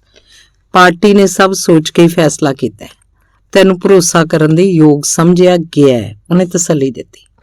ਵਿਉਂਤ ਅਨੁਸਾਰ ਮੈਂ ਮਾਨਸਾ ਪੁੱਜ ਕੇ ਗਿਆਨੀ ਕਾਲਜ ਖੋਲ੍ਹ ਲਿਆ। ਨਾ ਮੈਂ ਕਿਸੇ ਸਥਾਨਕ ਸਾਥੀ ਨਾਲ ਸਿੱਧਾ ਸੰਪਰਕ ਕਰਨਾ ਸੀ ਤੇ ਨਾ ਪਾਰਟੀ ਨੇ ਕਿਸੇ ਨੂੰ ਮੇਰੇ ਨਾਲ ਸੰਪਰਕ ਕਰਨ ਲਈ ਕਹਿਣਾ ਸੀ। ਇਹ ਸਾਰਾ ਉਦਮ ਮੇਰਾ ਆਪਣਾ ਹੀ ਹੋਣਾ ਸੀ। ਮਕਾਨ ਕਿਰਾਏ ਉੱਤੇ ਲੈ ਕੇ ਮੈਂ ਪਿਛਲੇ ਕਮਰਿਆਂ 'ਚ ਰਿਹਾਇਸ਼ ਕਰ ਲਈ ਤੇ ਡਿਊਟੀ ਵਿਚਲੀ ਬੈਠਕ 'ਚ ਕਾਲਜ ਖੋਲ੍ਹ ਰਿਹਾ। ਜਿਸ ਦਿਨ 2 ਵਿਦਿਆਰਥੀ ਹੋ ਗਏ, ਮੈਂ ਪੜ੍ਹਾਈ ਸ਼ੁਰੂ ਕਰਵਾਤੀ। ਪਛੜੇ ਹੋਏ ਇਸ ਇਲਾਕੇ ਦੇ ਕਾਲਜੀ ਪੜ੍ਹਾਈ ਤੋਂ ਵਿਰਵੇ ਰਹਿੰਦੇ ਵਿਦਿਆਰਥੀਆਂ ਦੇ ਭਲੇ ਲਈ ਖੋਲ੍ਹੇ ਗਏ ਕਾਲਜ ਦੇ ਇਸ਼ਤਿਹਾਰ ਵੰਡ ਦਿੱਤੇ ਗਏ। ਕਾਲਜ ਦੀ ਗੱਲ ਮੂੰਹੋਂ ਮੂੰਹ ਹੀ ਵਿਦਿਆਰਥੀਆਂ ਤੱਕ ਪੁੱਜਣ ਲੱਗੀ। ਛੇਤੀ ਮੇਰੇ ਕੋਲ 8 ਮੁੰਡੇ ਕੁੜੀਆਂ ਹੋ ਗਏ। ਮਿੱਥੇ ਅਨੁਸਾਰ ਬਾਬਾ ਯੋਧਾ ਮੇਰਾ ਬਾਪੂ ਬਣ ਕੇ ਆ ਗਿਆ। ਪਿਛਲੇ ਵਰਾਂਡੇ 'ਚ ਉਹਨੇ ਇੱਕ ਪਾਸੇ ਆਪਣੇ ਤਰਖਾਣੇ ਸੰਦ ਰੱਖ ਲਏ। ਪਾਰਟੀ ਨੇ ਰੂਪੋਸ਼ੀ ਦੀ ਜ਼ਿੰਦਗੀ 'ਚ ਬਾਬੇ ਯੋਧੇ ਦੀ ਡਿੱਗਦੀ ਜਾਂਦੀ ਸਿਹਤ ਬਾਰੇ ਚਿੰਤਾ ਪ੍ਰਗਟਾਉਂਦਾ ਹੋਇਆ ਤੇ ਸਰਕਾਰ ਤੋਂ ਵਾਰੰਟ ਵਾਪਸ ਲੈਣ ਦੀ ਮੰਗ ਕਰਦਾ ਹੋਇਆ ਇੱਕ ਮਤਾ ਪਾਸ ਕੀਤਾ। ਨਾਲ ਹੀ ਅਖਬਾਰਾਂ 'ਚ ਇਹ ਖਬਰ ਲੀਕ ਕਰ ਦਿੱਤੀ ਗਈ ਕਿ ਬਾਬਾ ਤੁਰਨ ਫਿਰਨ ਜੋਗਾ ਵੀ ਨਹੀਂ ਤੇ ਇਲਾਜ ਲਈ ਬੰਗਾਲੀ ਸਾਥੀਆਂ ਕੋਲ ਚਲਾ ਗਿਆ। ਹੁਣ ਤੱਕ ਮੈਂ ਰੋਟੀ ਚਾਹ ਇੱਕ ਢਾਬੇ ਤੋਂ ਖਾ ਪੀ ਕੇ ਆਉਂਦਾ ਸੀ। ਬਾਪੂ ਦੇ ਆਉਣ ਨਾਲ ਚੁੱਲ੍ਹੇ ਦਾ ਆਰ ਕਰਨਾ ਪਿਆ। ਨਾਲ ਦਾ ਘਰ ਇੱਕ ਪੈਨਸ਼ਨੀਏ ਫੌਜੀ ਦਾ ਸੀ, ਜਿਹਨੇ ਮੱਝਾਂ ਰੱਖੀਆਂ ਸੀ। ਉਹ ਪੂਰੇ ਦਾ ਪੂਰਾ ਦੁੱਧ ਇੱਕੋ ਹਲਵਾਈ ਨੂੰ ਦੇ ਛੱਡਦੇ ਸਨ। ਟੁੱਟਵਾਂ ਨਹੀਂ ਸਨ ਵੇਚਦੇ, ਪਰ ਗੁਆਂਢ ਮੱਥਾ ਹੋਣ ਕਰਕੇ ਉਹ ਮੈਨੂੰ ਦੁੱਧ ਵੇਚਣਾ ਮੰਨ ਗਏ। ਉਂਝ ਵੀ ਬਾਪੂ ਦੀ ਹਦਾਇਤ ਅਨੁਸਾਰ ਪੜ੍ਹਾਉਣ ਤੇ ਅਗਲੇ ਦਿਨ ਦੀ ਪੜ੍ਹਾਈ ਦੀ ਤਿਆਰੀ ਕਰਨ ਦੇ ਬਹਾਨੇ ਵੱਧ ਤੋਂ ਵੱਧ ਘਰੇ ਹੀ ਰਹਿਣਾ ਹੁੰਦਾ ਸੀ। ਲੋਕਾਂ ਦੀ ਆਵਾਜਾਈ ਹੋਣ ਨਾਲ ਮਿੱਤਰ ਘੇਰਾ ਵੱਧਦੇ ਜਾਣ ਦਾ ਡਰ ਸੀ ਤੇ ਬਾਪੂ ਵੀ ਵਸ ਲੱਗਦੇ ਸਥਾਨਕ ਕੰਮ ਤੋਂ ਟਾਲ-ਮਟੋਲ ਕਰਦਾ। ਉਹ ਸੰਦਾਂ ਦੀ ਬੋਰੀ ਪੁਰਾਣੇ ਸਾਈਕਲ ਦੇ ਕੈਰੀਅਰ ਉੱਤੇ ਰੱਖ ਕੇ ਪਿੰਡਾਂ 'ਚ ਕੰਮ ਕਰਨ ਜਾਂਦਾ। ਪਜਾਮੇ ਦੇ ਪਹੁੰਚੇ ਸਾਈਕਲ ਦੀ ਚੇਨ 'ਚ ਫਸਣੋਂ ਬਚਾਉਣ ਲਈ ਉਹਨਾਂ ਨੂੰ ਰੱਸੀਆਂ ਨਾਲ ਬੰਨ੍ਹ ਕੇ ਸਾਈਕਲ ਉੱਤੇ ਸਵਾਰ ਹੁੰਦਾ। ਜੇ ਉਹਨੂੰ ਕੰਮ ਮਿਲ ਜਾਂਦਾ ਉਹ ਕਈ ਦਿਨ ਬਾਹਰ ਹੀ ਰਹਿ ਪੈਂਦਾ। ਫੌਜੀ ਦੀਆਂ ਮੱਝਾਂ ਦੀ ਸਾਂਭ ਸੰਭਾਈ ਦਾ ਬਹੁਤਾ ਕੰਮ ਉਹਦੀ ਕੁੜੀ ਰਾਜਵੀਰ ਕਰਦੀ। ਕੁੜੀ ਨੇ ਉਸੇ ਸਾਲ ਟੀਚਰਸ ਟ੍ਰੇਨਿੰਗ ਕੀਤੀ ਸੀ ਤੇ ਨੌਕਰੀ ਲਈ ਅਰਜ਼ੀ ਦਿੱਤੀ ਹੋਈ ਸੀ। ਚਾਰਾ ਤੂੜੀ ਲਿਆਉਣ ਤੇ ਗੋਹਾ ਕੂੜਾ ਕਰਨ ਲਈ ਇੱਕ ਨੌਕਰ ਸੀ। ਮੱਝਾਂ ਨੂੰ ਧੁੱਪੇ ਛਾਵੇਂ ਕਰਨ ਦਾ, ਚਾਰਾ ਦਾਣਾ ਪਾਉਣ ਦਾ, ਦੁੱਧ ਚੋਣ ਦਾ ਤੇ ਮਿਣ ਕੇ ਢੋਲ 'ਚ ਪਾਉਣ ਦਾ ਕੰਮ ਰਾਜਵੀਰ ਕਰਦੀ। ਕੰਮ ਲੱਗੀ ਹੋਈ ਤੇ ਉਹਦੇ ਪੈਰਾਂ ਦੀ ਧਮਕ ਸਾਡੇ ਘਰ ਤੱਕ ਸੁਣਦੀ। ਦੁੱਧ ਚੋ ਕੇ ਮੈਨੂੰ ਆਵਾਜ਼ ਮਾਰਦੀ। ਮੈਂ ਵਿਹੜੇ 'ਚ ਪਈ ਇੱਕ ਖੁੰਡ ਉੱਤੇ ਖਲੋ ਕੇ ਡੋਲ ਸਾਂਝੀ ਕੰਧ ਉੱਤੇ ਰੱਖ ਦਿੰਦਾ। ਉਹ ਪੱਕੀ ਖੁਰਲੀ ਉੱਤੇ ਖਲੋ ਕੇ ਉਸ 'ਚ ਸੱਜਰੇ ਦੁੱਧ ਦਾ ਜੱਗ ਪਲਟ ਦਿੰਦੀ। ਰਾਜਵੀਰ ਉਮਰ 'ਚ ਭਾਵੇਂ ਮੈਥੋਂ ਥੋੜੀ ਵੱਡੀ ਹੋਏਗੀ, ਪਰ ਉਹਦਾ ਵਰਤਾਓ ਦਾਨਿਆਂ ਵਾਲਾ ਸੀ। ਉਹਨੇ ਝੱਕ ਸੁਭਾਅ ਦੀ ਸੀ ਤੇ ਜਦੋਂ ਮੇਰੇ ਨਾਲ ਗੱਲ ਕਰਦੀ ਉੱਚੀ ਖਲੋ ਕੇ ਹੀ ਕਰਦੀ, ਜਿਵੇਂ ਮੈਂ ਉਹ ਤੋਂ ਬਹੁਤ ਛੋਟਾ ਹੋਵਾਂ। ਦੁੱਧ ਦੇਣਾ ਮੰਨ ਕੇ ਅਗਲੇ ਦਿਨ ਜਦੋਂ ਉਹਨੇ ਮੈਨੂੰ ਆਵਾਜ਼ ਮਾਰੀ, ਮੈਂ ਹੈਰਾਨ ਰਹਿ ਗਿਆ। ਆਪਣੇ ਵਿਹੜੇ 'ਚ ਪੱਕੀ ਖੁਰਲੀ ਉੱਤੇ ਖਲੋਤੀ ਹੋਈ ਉਹ ਕੰਧ ਉੱਤੋਂ ਦੀ ਸਿਰ ਕੱਢ ਕੇ ਕਹਿ ਰਹੀ ਸੀ, ਮਹਿੰਦਰ ਭਾਂਡਾ ਲਿਆ ਕੇ ਦੁੱਧ ਪਵਾ ਲੈ। ਨਾ ਕੋਈ ਸਤਿਕਾਰਵਾਚਕ ਸ਼ਬਦ, ਨਾ ਵੀਰ ਕਹਿਣ ਦਾ ਕੋਈ ਪਖੰਡ, ਨਾ ਮੇਰਾ ਪੂਰਾ ਨਾਂ। ਰੋਜ਼ ਇਉਂ ਹੀ ਆਵਾਜ਼ ਮਾਰਦੀ। ਇੱਕ ਦਿਨ ਜਦੋਂ ਮੈਂ ਗਲੂਬੰਦ ਨਾਲ ਸਿਰ ਬੰਨ੍ਹ ਕੇ ਤੇ ਕੰਬਲ ਦਾ ਬੁੱਕਲ ਮਾਰ ਕੇ ਦੁੱਧ ਫੜਿਆ ਤਾਂ ਉਹਨੇ ਬੁਖਾਰ ਬਾਰੇ ਜਾਣ ਕੇ ਪੁੱਛਿਆ, ਬਾਪੂ ਘਰੇ ਹੈ? ਬਾਪੂ ਤਾਂ ਕਈ ਦਿਨਾਂ ਤੋਂ ਕਿਸੇ ਪਿੰਡ ਕੰਮ ਕਰਨ ਗਿਆ ਹੋਇਆ ਸੀ। ਉਹ ਬੋਲੀ, ਤਾਂ ਫਿਰ ਮੈਂ ਚਾਹ ਕਰਕੇ ਫੜਾਉਣੀ ਆ, ਨਾਲੇ ਕੋਈ ਗੋਲੀ। ਤੇ ਕੁਝ ਚਿਰ ਮਗਰੋਂ ਉਹਨੇ ਕਿਸੇ ਨੂੰ ਆਵਾਜ਼ ਮਾਰੀ, ਮਿੰਦੇ। ਇੱਕ ਵਾਰ ਤਾਂ ਮੇਰੇ ਕੰਨ ਖੜੇ ਹੋ ਗਏ। ਆਮ ਤੌਰ ਉੱਤੇ ਹਰੇਕ ਮਹਿੰਦਰ ਨੂੰ ਹੀ ਲਾਡ ਨਾਲ ਮਿੰਦਾ ਕਹਿ ਦਿੱਤਾ ਜਾਂਦਾ ਹੈ, ਪਰ ਉਹ ਮੈਨੂੰ ਮਿੰਦਾ ਥੋੜੋ ਕਹਿ ਸਕਦੀ ਸੀ, ਕੋਈ ਹੋਰ ਮਿੰਦਰ ਹੋਏਗਾ। ਪਰ ਉਹ ਆਵਾਜ਼ ਫੇਰ ਆਈ, ਮਿੰਦੇ। ਤੇ ਉਹਦੇ ਕਹਿਣ ਨਾਲ ਗੱਲ ਸਾਫ਼ ਹੋ ਗਈ, ਆ ਚਾਹ ਤੇ ਗੋਲੀ ਫੜ ਆ ਕੇ। ਉਹ ਦਿਨ ਜਦੋਂ ਮੁੰਡੇ ਕੁੜੀਆਂ ਪੜ੍ਹਨ ਆਏ ਤੇ ਮੈਂ ਗੋਲੀ ਨਾਲ ਕੁਝ ਠੀਕ ਮਹਿਸੂਸ ਕਰਦਿਆਂ ਤਿਆਰ ਹੋ ਕੇ ਬੈਠਕ 'ਚ ਪੁੱਜਿਆ, ਰਾਜਵੀਰ ਪਹਿਲੀ ਵਾਰ ਸਾਡੇ ਘਰ ਆਈ। ਉਹਨੇ ਮੈਨੂੰ ਪੁੱਛਿਆ, ਇੰਨੀ ਛੇਤੀ ਬੁਖਾਰ ਕਿਸੇ ਜਾਦੂ ਨਾਲ ਉਤਰ ਗਿਆ? ਤੇ ਫਿਰ ਵਿਦਿਆਰਥੀਆਂ ਨੂੰ ਪੁੱਛਿਆ, ਤੁਸੀਂ ਬੁਖਾਰ 'ਚ ਪੜ੍ਹਾਉਣ ਦੀ ਵੀ ਸ਼ਰਤ ਕੀਤੀ ਹੋਈ ਸੀ? ਤੇ ਮੈਨੂੰ ਆਰਾਮ ਕਰਨ ਦੀ ਹਦਾਇਤ ਕਰਕੇ ਉਹ ਕੁੜੀਆਂ ਮੁੰਡਿਆਂ ਨਾਲ ਬਾਹਰ ਨਿਕਲ ਗਈ। ਇਹਨਾਂ ਕੁੜੀਆਂ ਮੁੰਡਿਆਂ 'ਚ ਕੋਮਲ ਵੀ ਸੀ, ਨਾਂ ਨੂੰ ਸੱਚਾ ਕਰਨ ਵਾਲੀ ਕੁੜੀ, ਸੁਬਕ ਸੋਲ, ਨਾਜ਼ੁਕ ਤੇ ਸ਼ਰਮੀਲੀ। ਮੈਂ ਸਾਰਾ ਦਿਨ ਘਰ ਹੀ ਰਹਿਣਾ ਹੁੰਦਾ ਸੀ, ਪੜ੍ਹ ਛੱਡਣਾ ਜਾਂ ਪੜ੍ਹਾ ਛੱਡਣਾ। ਇਸੇ ਕਰਕੇ ਪਹਿਲੀ ਵਾਰ ਪੜ੍ਹਾਉਣ ਲੱਗਿਆ ਹੋਣ ਦੇ ਬਾਵਜੂਦ ਵਿਦਿਆਰਥੀ ਮੈਥੋਂ ਬਹੁਤ ਸੰਤੁਸ਼ਟ ਸਨ। ਜੇ ਉਹਨਾਂ 'ਚੋਂ ਕਿਸੇ ਨੂੰ ਕਦੀ ਕੁਝ ਪੁੱਛਣ ਦੀ ਜਾਂ ਕੋਈ ਵਧੀਕ ਪੁਸਤਕ ਲੈਣ ਦੀ ਲੋੜ ਪੈਂਦੀ, ਉਹ ਕਿਸੇ ਵੇਲੇ ਵੀ ਮੇਰੇ ਕੋਲ ਆ ਜਾਂਦਾ ਸੀ। ਕੋਮਲ ਵੀ ਕਈ ਵਾਰੀ ਆ ਜਾਂਦੀ। ਮੋਰਚਾ ਭਖ ਪਿਆ ਸੀ। ਮੁਜਾਰਿਆਂ ਨੇ ਸਰਦਾਰੜਿਆਂ ਨੂੰ ਫਸਲਾਂ ਵਿੱਚੋਂ ਹਿੱਸਾ ਨਾ ਦੇਣ ਦਾ ਐਲਾਨ ਕਰ ਦਿੱਤਾ ਸੀ। ਕਾਲਜ ਦੇ ਨਾਂ ਉੱਤੇ ਰੋਜ਼ ਕਈ ਅਖਬਾਰ ਆਉਂਦੇ ਸਨ, ਪਰ ਚਾਹ ਪੀਣ ਤੇ ਉਰਦੂ ਅਖਬਾਰ ਪੜ੍ਹਨ ਦੇ ਬਹਾਨੇ ਮੈਂ ਦਿਨ 'ਚ ਇੱਕ ਵਾਰ ਘਰੋਂ ਨਿਕਲ ਕੇ ਢਾਬੇ ਉੱਤੇ ਜਾ ਆਉਂਦਾ ਸੀ। ਇਉਂ ਮੈਂ ਬਾਬੇ ਯੋਧੇ ਨੂੰ ਦੱਸਣ ਲਈ ਸ਼ਹਿਰੀ ਲੋਕਾਂ ਦਾ ਪ੍ਰਤੀਕਰਮ ਜਾਣਨ ਦਾ ਯਤਨ ਕਰਦਾ, ਜਾਂ ਜਦੋਂ ਕੋਈ ਵਿਦਿਆਰਥੀ ਪਛੜ ਜਾਂਦਾ ਉਹਨੂੰ ਉਡੀਕਣ ਦੇ ਬਹਾਨੇ ਦੂਜਿਆਂ ਨਾਲ ਗੱਲਾਂ ਕਰਨ ਲੱਗ ਜਾਂਦਾ। ਤੇ ਜਦੋਂ ਕੋਈ ਬਾਬਾ ਪਰਤਦਾ, ਮੇਰੇ ਇਕੱਠੇ ਕੀਤੇ ਅਖਬਾਰ ਰਸਾਲੇ ਗਈ ਰਾਤ ਤੱਕ ਫਰੋਲਦਾ ਰਹਿੰਦਾ ਤੇ ਮੈਥੋਂ ਆਮ ਲੋਕਾਂ ਦੇ ਵਿਚਾਰ ਸੁਣਦਾ ਰਹਿੰਦਾ। ਜੇ ਕਦੀ ਰਾਜਵੀਰ ਨੂੰ ਬਾਪੂ ਦੇ ਘਰ ਹੋਣ ਦਾ ਪਤਾ ਲੱਗ ਜਾਂਦਾ, ਉਹ ਦਲੀਏ, ਖਿਚੜੀ ਜਾਂ ਹੋਰ ਕਿਸੇ ਅਜਿਹੀ ਨਰਮ ਚੀਜ਼ ਦੀ ਬਾਟੀ ਕੰਧ ਉੱਤੇ ਰੱਖ ਕੇ ਆਖਦੀ, ਇਹ ਅੰਬੋਲੀ ਬਣਾਈ ਸੀ, ਮੈਂ ਕਿਹਾ ਬਾਪੂ ਨੂੰ ਵੀ ਦੇ ਦਿਆਂ। ਇੱਕ ਦਿਨ ਬਾਬੇ ਯੋਧੇ ਨੇ ਚੇਤਾਵਨੀ ਦਿੱਤੀ, ਸਾਥੀ ਮਹਿੰਦਰ, ਕੁੜੀ ਪੰਜਾਬ ਦੀ ਮਿੱਟੀ ਦੀ ਅਸਲ ਧੀ ਹੈ, ਖੁੱਲੀ ਡੁੱਲੀ ਪਰ ਨਿਰਛਲ। ਕਿਤੇ ਕਲਪਨਾ ਦੇ ਘੋੜੇ ਤੇ ਸਵਾਰ ਹੋ ਕੇ ਉਹਦੇ ਲਈ ਜਾਂ ਆਪਣੇ ਲਈ ਕੋਈ ਉਲਝਣ ਖੜੀ ਨਾ ਕਰ ਲੈਣਾ। ਮੈਨੂੰ ਬਾਬੇ ਦੀਆਂ ਤੇਜਸਵੀ ਅੱਖਾਂ ਤੋਂ ਡਰ ਆਇਆ। ਜੇ ਉਹਦੇ ਹੁੰਦਿਆਂ ਕਿਤੇ ਕੋਮਲ ਇੱਕ ਦੋ ਵਾਰ ਆ ਗਈ, ਪਰ ਰਾਜਵੀਰ ਬਾਰੇ ਮੇਰੇ ਬੋਲਾਂ 'ਚ ਦ੍ਰਿੜਤਾ ਸੀ। ਨਹੀਂ ਬਾਪੂ, ਇਹ ਕੁੜੀ ਤਾਂ ਮੈਨੂੰ ਉਂਝ ਹੀ ਬੱਚਾ ਸਮਝਦੀ ਹੈ, ਛੋਟੇ ਭਰਾਵਾਂ ਵਾਂਗ। ਬਾਬਾ ਹੱਸਿਆ। ਮੈਂ ਕੋਈ ਸ਼ੱਕ ਨਹੀਂ ਕੀਤਾ, ਬਸ ਤੈਨੂੰ ਇਹ ਚੇਤੇ ਰੱਖਣ ਲਈ ਕਹਿਣਾ ਕਿ ਅਸੀਂ ਕਿਸ ਮਿਸ਼ਨ ਨਾਲ ਇੱਥੇ ਆਏ ਹੋਏ ਹਾਂ। ਕਿਤੇ ਕੋਈ ਵੱਖਰਾ ਮੋਰਚਾ ਖੋਲ ਬੈਠੇ। ਸਿਰ ਧੜ ਦੀ ਲੜਾਈ ਦਾ ਬਿਗਲ ਵੱਜਣ ਹੀ ਵਾਲਾ ਹੈ ਤੇ ਛੇਤੀ ਇਹ ਬਿਗਲ ਵੱਜ ਗਿਆ। ਜਾਗੀਰਦਾਰਾਂ ਦੇ ਗੁੰਡੇ ਨਾਬਰ ਹੋਏ ਮੁਜਾਰਿਆਂ ਦੀ ਕੁੱਟਮਾਰ ਕਰਨ ਲੱਗ ਪਏ। ਇੱਕ ਦੋ ਕਤਲ ਵੀ ਕਰ ਦਿੱਤੇ ਗਏ। ਉਹ ਅਜਿਹਾ ਕਰਕੇ ਬਾਕੀ ਸਭਨਾਂ ਨੂੰ ਯਰਕਾਉਣਾ ਚਾਹੁੰਦੇ ਸਨ, ਪਰ ਮੁਜਾਰਿਆਂ ਦੇ ਜਥਿਆਂ ਨੇ ਇਹਨਾਂ ਗੁੰਡਿਆਂ ਨਾਲ ਸਿੱਧੇ ਮੱਥੇ ਟੱਕਰ ਲੈਣ ਲਈ ਢੋਲ ਵਜਾ ਕੇ ਚੜ੍ਹਾਈਆਂ ਕਰ ਦਿੱਤੀਆਂ। ਸੂਹ ਲੱਗਣ ਕਾਰਨ ਜਾਗੀਰਦਾਰ ਰਾਤੋਂ ਰਾਤ ਮੋਟਾ ਸਮਾਨ ਚੁੱਕ ਕੇ ਪਹਿਲਾਂ ਹੀ ਸ਼ਹਿਰਾਂ ਵੱਲ ਭੱਜ ਗਏ ਸਨ। ਉਹਨਾਂ ਪਿੱਛੋਂ ਉਹਨਾਂ ਦੀਆਂ ਜ਼ਮੀਨਾਂ ਜਾਇਦਾਦਾਂ ਦੀ ਰਾਖੀ ਕਰਨ ਦੇ ਦਮਗਜ਼ੇ ਮਾਰਨ ਵਾਲੀ ਬੋਤਲ ਬੱਕਰੇ ਦੇ ਭਾਈਵਾਲ ਪਹਾੜੇ ਦੇ ਗੁੰਡਿਆਂ ਨੂੰ ਮੌਤ ਦੇ ਮੂੰਹ ਪੈਣ ਦੀ ਕੀ ਲੋੜ ਸੀ। ਸਵੇਰ ਤੱਕ ਉਹਨਾਂ ਦੀ ਵੀ ਕਿਤੇ ਪੈੜ ਦਿਖਾਈ ਨਹੀਂ ਸੀ ਦੇ ਰਹੀ। ਪਰ ਕਿਸਾਨਾਂ ਦੇ ਜਥਿਆਂ ਦਾ ਮੁਕਾਬਲਾ ਕਰਨ ਲਈ ਪੁਰਾਣੇ ਦੁਸ਼ਮਣਾਂ ਦਾ ਸੰਗੀ ਨਵਾਂ ਦੁਸ਼ਮਣ ਮੌਜੂਦ ਸੀ, ਪੁਲਿਸ। ਜਾਗੀਰਦਾਰੀ ਦੇ ਖਾਤਮੇ ਦੇ ਐਲਾਨਾਂ ਤੇ ਕਾਨੂੰਨਾਂ ਵੱਲ ਵੇਖਦਿਆਂ ਪਾਰਟੀ ਤੇ ਕਿਸਾਨਾਂ ਨੂੰ ਇੱਕ ਆਸ ਇਹ ਵੀ ਸੀ ਕਿ ਜਾਗੀਰਦਾਰਾਂ ਤੋਂ ਜ਼ਮੀਨ ਖੋਹਣ ਦੀ ਕਿਸਾਨਾਂ ਦੀ ਕਾਰਵਾਈ ਉੱਤੇ ਸਰਕਾਰ ਨੂੰ ਮੋਹਰ ਲਾਉਣੀ ਪੈਣੀ ਸੀ। ਪਰ ਸਰਕਾਰ ਜਾਗੀਰਦਾਰਾਂ ਦੀਆਂ ਮਿਲਖਾਂ ਦੀ ਵਾੜ ਬਣ ਖਲੋਤੀ ਸੀ। ਪੁਲਸੀ ਕਹਿਰ ਦੀਆਂ ਛੱਲਾਂ ਨੇ ਕਿਸਾਨੀ ਸੰਗਰਾਮ ਦਾ ਪਿੜ ਬਣੇ ਇਸ ਇਲਾਕੇ ਨੂੰ ਪੂਰੀ ਤਰ੍ਹਾਂ ਡੋਬ ਦਿੱਤਾ। ਮੁਜ਼ਾਹਰਿਆਂ ਦੇ ਆਹੂ ਲਾ ਸੁੱਟੇ ਤੇ ਜੇਲ੍ਹਾਂ ਭਰਤੀਆਂ ਗਈਆਂ। ਕੁਝ ਆਗੂ ਫੜੇ ਗਏ, ਕੁਝ ਰੂਪੋਸ਼ ਹੋ ਗਏ। ਇੰਨੀ ਵਿਉਂਤਬੰਦੀ ਵੱਲ ਵੇਖਦਿਆਂ ਸਰਕਾਰ ਨੂੰ ਅਸਲ ਅਗਵਾਈ ਬਾਬੇ ਯੋਧੇ ਦੇ ਹੱਥ ਹੋਣ ਦਾ ਵਿਸ਼ਵਾਸ ਸੀ, ਪਰ ਉਹ ਹੱਥ ਨਾ ਆਇਆ। ਕੁਝ ਦਿਨਾਂ ਮਗਰੋਂ ਬਾਪੂ ਨੂੰ ਕਿਸੇ ਪੁਰਾਣੇ ਮਿੱਤਰ ਦੀ ਕੋਠੀ 'ਚ ਕਾਠ ਦਾ ਕੰਮ ਕਰਨ ਦਾ ਬੁਲਾਵਾ ਆ ਗਿਆ। ਪਤਾ ਲੱਗਣ ਉੱਤੇ ਰਾਜਵੀਰ ਉਹਨੂੰ ਮਿਲਣ ਆਈ। ਉਹ ਆਪਣੇ ਸੰਦਾਂ ਦੀ ਬੋਰੀ ਲੈ ਕੇ ਚਲਾ ਗਿਆ। ਵਿਦਿਆਰਥੀਆਂ ਦੇ ਇਮਤਿਹਾਨ ਹੋ ਗਏ। ਨਵੇਂ ਗਰੁੱਪ ਲਈ ਮੈਂ ਜ਼ਾਹਰਾ ਤੌਰ ਉੱਤੇ ਬਹੁਤ ਹੱਥ ਪੈਰ ਮਾਰੇ। ਕੱਲੇ ਆਉਣ ਵਾਲੇ ਮੁੰਡੇ ਕੁੜੀਆਂ ਦੇ ਮੈਂ ਪਤੇ ਲਿਖ ਲੈਂਦਾ। ਗਰੁੱਪ ਬਣਨ ਉੱਤੇ ਉਹਨਾਂ ਨੂੰ ਪਤਾ ਕਰ ਦੇਣ ਦਾ ਬਹਾਨਾ ਲਾ ਦਿੰਦਾ। ਪਿਛਲੇ ਸੈਸ਼ਨ ਵਿੱਚ ਹੋਈ ਚੰਗੀ ਪੜ੍ਹਾਈ ਕਾਰਨ ਮੁੰਡੇ ਕੁੜੀਆਂ ਬਹੁਤ ਵੱਧ ਗਿਣਤੀ 'ਚ ਆ ਰਹੇ ਸਨ। ਆਖਰ ਉਸ ਛੋਟੀ ਜਿਹੀ ਮੰਡੀ 'ਚ ਗਿਆਨੀ ਕਾਲਜ ਚੱਲ ਸਕਣ ਦੀ ਕੋਈ ਸੰਭਾਵਨਾ ਨਾ ਹੋਣ ਦਾ ਐਲਾਨ ਕਰਕੇ ਮੈਂ ਉੱਥੋਂ ਪਰਤ ਆਇਆ। ਮੋਰਚਾ ਸਫਲ ਹੋ ਗਿਆ ਸੀ, ਪਰ ਬਾਬਾ ਯੋਧਾ ਤੇ ਮੈਂ ਕਿਸਾਨ ਮਜ਼ਦੂਰ ਪਾਰਟੀ ਵੱਲੋਂ ਸੌਂਪੇ ਗਏ ਮਿਸ਼ਨ ਨੇਪਰੇ ਚਾੜਨ 'ਚ ਆਪਣੀ ਥਾਂ ਸਫਲ ਰਹੇ ਸੀ। ਬਾਬਾ ਯੋਧਾ ਨੇ ਗੁਪਤਵਾਸੀ ਰਹਿਣ ਦੀ ਮਜਬੂਰੀ ਦੇ ਬਾਵਜੂਦ ਮੋਰਚੇ ਨੂੰ ਕਮਾਲ ਦੀ ਸਫਲਤਾ ਨਾਲ ਚਲਾਇਆ ਸੀ ਤੇ ਮੈਂ ਉਹਨੂੰ ਓਹਲਾ ਦੇਣ ਦੇ ਕੰਮ 'ਚ ਪੂਰੀ ਤਰ੍ਹਾਂ ਸਫਲ ਰਿਹਾ ਸੀ। ਕੋਮਲ ਨਾਲ ਸਬੰਧਾਂ ਨੇ ਭਵਿੱਖ ਵਿੱਚ ਕੀ ਸ਼ਕਲ ਫੜਨੀ ਸੀ, ਇਹ ਗੱਲ ਸਮੇਂ ਨੇ ਭੇਤ ਬਣਾ ਕੇ ਰੱਖੀ ਸੀ। ਬਸ ਇਹ ਤਸੱਲੀ ਸੀ ਕਿ ਮੈਂ ਇਸ ਮੋਰਚੇ ਉੱਤੇ ਵੀ ਸਫਲ ਰਿਹਾ ਸੀ। ਇਸ ਬਾਰੇ ਜਾਂ ਮੈਂ ਜਾਣਦਾ ਸੀ ਜਾਂ ਕੋਮਲ, ਤੇ ਜਾਂ ਜੇ ਕੋਈ ਘੱਟ ਦਾ ਜਾਣਨਹਾਰ ਉੱਪਰ ਵਾਲਾ ਹੋਇਆ ਉਹ ਜਾਣਦਾ ਹੋਏਗਾ। ਮੈਂ ਸੰਤੁਸ਼ਟ ਸੀ ਜੇ ਭਵਿੱਖ ਸਾਥ ਨਾ ਵੀ ਦੇਵੇ। ਘੱਟੋ ਘੱਟ ਕੋਮਲ ਦੀ ਚੁੰਨੀ ਦੇ ਕਿਸੇ ਲੜ ਉੱਤੇ ਬਦਨਾਮੀ ਦਾ ਕੋਈ ਛਿੱਟਾ ਨਹੀਂ ਸੀ ਪਿਆ। ਕਹਿੰਦੇ ਹਨ ਕਿ ਇਸ਼ਕ ਤੇ ਮੁਸ਼ਕ ਕਦੇ ਗੁੱਝੇ ਨਹੀਂ ਰਹਿੰਦੇ, ਪਰ ਮੈਨੂੰ ਅਭਿਮਾਨ ਸੀ ਕਿ ਸਾਡੀ ਇਸ ਮੋਰਚੇ ਉੱਤੇ ਵੀ ਰੀਝ ਰਹਿ ਗਈ ਸੀ। ਮੈਂ ਰਾਜਵੀਰ ਦੇ ਪਰਿਵਾਰ ਨੂੰ ਮਿਲਣ ਗਿਆ ਤਾਂ ਮੇਰੇ ਮੋਢੇ ਤੇ ਹੱਥ ਰੱਖ ਕੇ ਬੋਲੀ, ਮਿੰਦੇ, ਤੂੰ ਬੜਾ ਮਿਹਨਤੀ ਮੁੰਡਾ ਹੈ, ਜ਼ਿੰਦਗੀ 'ਚ ਜ਼ਰੂਰ ਸਫਲ ਹੋਏਗਾ, ਕਦੇ ਇੱਧਰ ਆਵੇਂ ਤਾਂ ਜ਼ਰੂਰ ਮਿਲੀ। ਤੇ ਉਸ ਪਿੱਛੋਂ ਮੈਂ ਰਾਜਵੀਰ ਨੂੰ ਹੁਣ ਮਿਲਣਾ ਸੀ, ਉਹ ਵੀ ਜੇ ਉਹਦੇ ਟਿਕਾਣੇ ਦਾ ਕੋਈ ਥੋ ਪਤਾ ਲੱਗ ਸਕਿਆ। ਮੈਂ ਹਰਚਰਨ ਨੂੰ ਦੱਸਦਾ ਤਾਂ ਉਹ ਸ਼ਰਾਰਤੀ ਹਾਸੀ ਹੱਸਦਾ, ਅੱਛਾ ਤਾਂ ਇਹ ਗੱਲ ਹੈ, ਜਨਾਬ ਮੇਰੇ ਨਾਲ ਨਹੀਂ ਉਤਰੇ।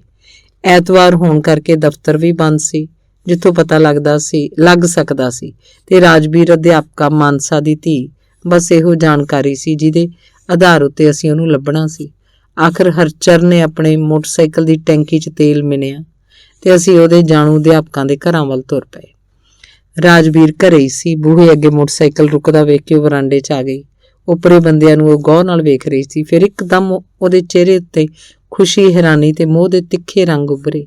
ਉਹਨੇ ਭੱਜ ਕੇ ਮੈਨੂੰ ਬੁੱਕਲ 'ਚ ਲੈ ਲਿਆ। ਮਿੰਦੇ ਤੂੰ! ਤੇ ਕਈ ਸਾਲ ਮਗਰੋਂ ਬਾਬੇ ਯੋਧੇ ਦੇ ਵਾਰੰਟ ਰੱਦ ਹੋਣ ਪਿੱਛੋਂ ਜਦੋਂ ਬਾਹਰ ਆਇਆ, ਰਾਜਵੀਰ ਨੇ ਅਖਬਾਰਾਂ 'ਚ ਉਹਦੀ ਤਸਵੀਰ ਪਛਾਣ ਲਈ ਸੀ। ਉਹ ਮੇਰੀ ਪਕਿਆਈ ਦੀ ਵਡਿਆਈ ਕਰਦੀ ਰਹੀ ਤੇ ਪਛਤਾਉਂਦੀ ਰਹੀ ਕਿ ਇੱਕ ਮਹਾਂਪੁਰਖ ਉਹਨਾਂ ਦੀ ਕੰਧ ਦੇ ਦੂਜੇ ਪਾਸੇ ਰਹਿੰਦਾ ਸੀ ਤੇ ਉਹਨੂੰ ਇੱਕ ਸਧਾਰਨ ਤਰਖਾਣ ਹੀ ਸਮਝਦੇ ਰਹੇ। ਬਾਬੇ ਦੇ ਗੁਪਤਵਾਸੀ ਦਿਨਾਂ ਦਾ ਹਾਲ ਅਖਬਾਰਾਂ 'ਚੋਂ ਪੜ੍ਹ ਕੇ ਹੀ ਉਹ ਸਮਝ ਸਕੀ ਸੀ ਕਿ ਉਹਨੂੰ ਕਿਸੇ ਮਿੱਤਰ ਦੀ ਕੋਠੀ 'ਚ ਕਾਠ ਦਾ ਲੰਮਾ ਕੰਮ ਕਿਉਂ ਮਿਲ ਗਿਆ ਸੀ ਤੇ ਮੇਰਾ ਗਿਆਨੀ ਕਾਲਜ ਫੇਲ ਕਿਉਂ ਹੋ ਗਿਆ ਸੀ। ਤੂੰ ਉਸ ਕੱਚੀ ਉਮਰ 'ਚ ਵੀ ਕਿੰਨਾ ਹੁਸ਼ਿਆਰ ਸੀ, ਉਹ ਹੈਰਾਨ ਹੋ ਕੇ ਬੋਲੀ। ਹੁਣ ਤਾਂ ਤੂੰ ਗੁਪਤਵਾਸੀ ਨਹੀਂ, ਆਖ ਕੇ ਮੇਰੇ ਜੀਵਨ ਬਾਰੇ ਪੁੱਛਦੀ ਰਹੀ ਤੇ ਆਪਣੇ ਜੀਵਨ ਬਾਰੇ ਦੱਸਦੀ ਰਹੀ। ਮੇਰੇ ਮਿਲਣ ਨਾਲ ਉਹਨੂੰ ਸੱਚੀਓਂ ਚਾਅ ਚੜ੍ਹ ਗਿਆ ਸੀ ਤੇ ਉਹ ਮੈਨੂੰ ਰਹਿਣ ਲਈ ਜ਼ੋਰ ਲਾਉਂਦੀ ਰਹੀ। ਆਖਰ ਹਨੇਰਾ ਹੁੰਦਾ ਦੇਖ ਕੇ ਮੈਂ ਤੁਰਨ ਲੱਗਿਆ ਤਾਂ ਉਹ ਗਲੀ ਤੱਕ ਛੱਡਣ ਆਈ। ਹਰਚਰਨ ਮੋਟਰਸਾਈਕਲ ਸਟਾਰਟ ਕਰਨ ਲੱਗ ਪਿਆ। ਸਤਿ ਸ੍ਰੀ ਅਕਾਲ ਲਈ ਜੁੜੇ ਮੇਰੇ ਹੱਥ ਫੜ ਕੇ ਮੈਨੂੰ ਆਪਣੇ ਨੇੜੇ ਕਰਦਿਆਂ ਰਾਜਵੀਰ ਹੌਲੀ ਜੀ ਬੋਲੀ, ਮਿੰਦੇ, ਕਦੀ ਕੋਮਲ ਮਿਲੀ? ਮੈਂ ਸੁੰਨ ਹੋ ਗਿਆ। ਹਰਚਰਨ ਮੋਟਰਸਾਈਕਲ ਸਟਾਰਟ ਕਰਕੇ ਕਾਠੀ ਉੱਤੇ ਬੈਠ ਮੇਰੀ ਉਡੀਕ ਕਰ ਰਿਹਾ ਸੀ। ਆਪਣੇ ਹੱਥ ਰਾਜਵੀਰ ਦੇ ਹੱਥਾਂ 'ਚੋਂ ਖਿੱਚਦਿਆਂ ਮੈਂ ਨੀਵੀਂ ਪਾ ਕੇ ਦੱਸਿਆ, ਨਹੀਂ, ਤੇ ਹਰਚਰਨ ਦੇ ਦੋਵੇਂ ਮੋਢੇ ਘੁੱਟ ਕੇ ਉਹਦੇ ਪਿੱਛੇ ਕਾਠੀ ਉੱਤੇ ਬੈਠ ਗਿਆ। ਧੰਨਵਾਦ।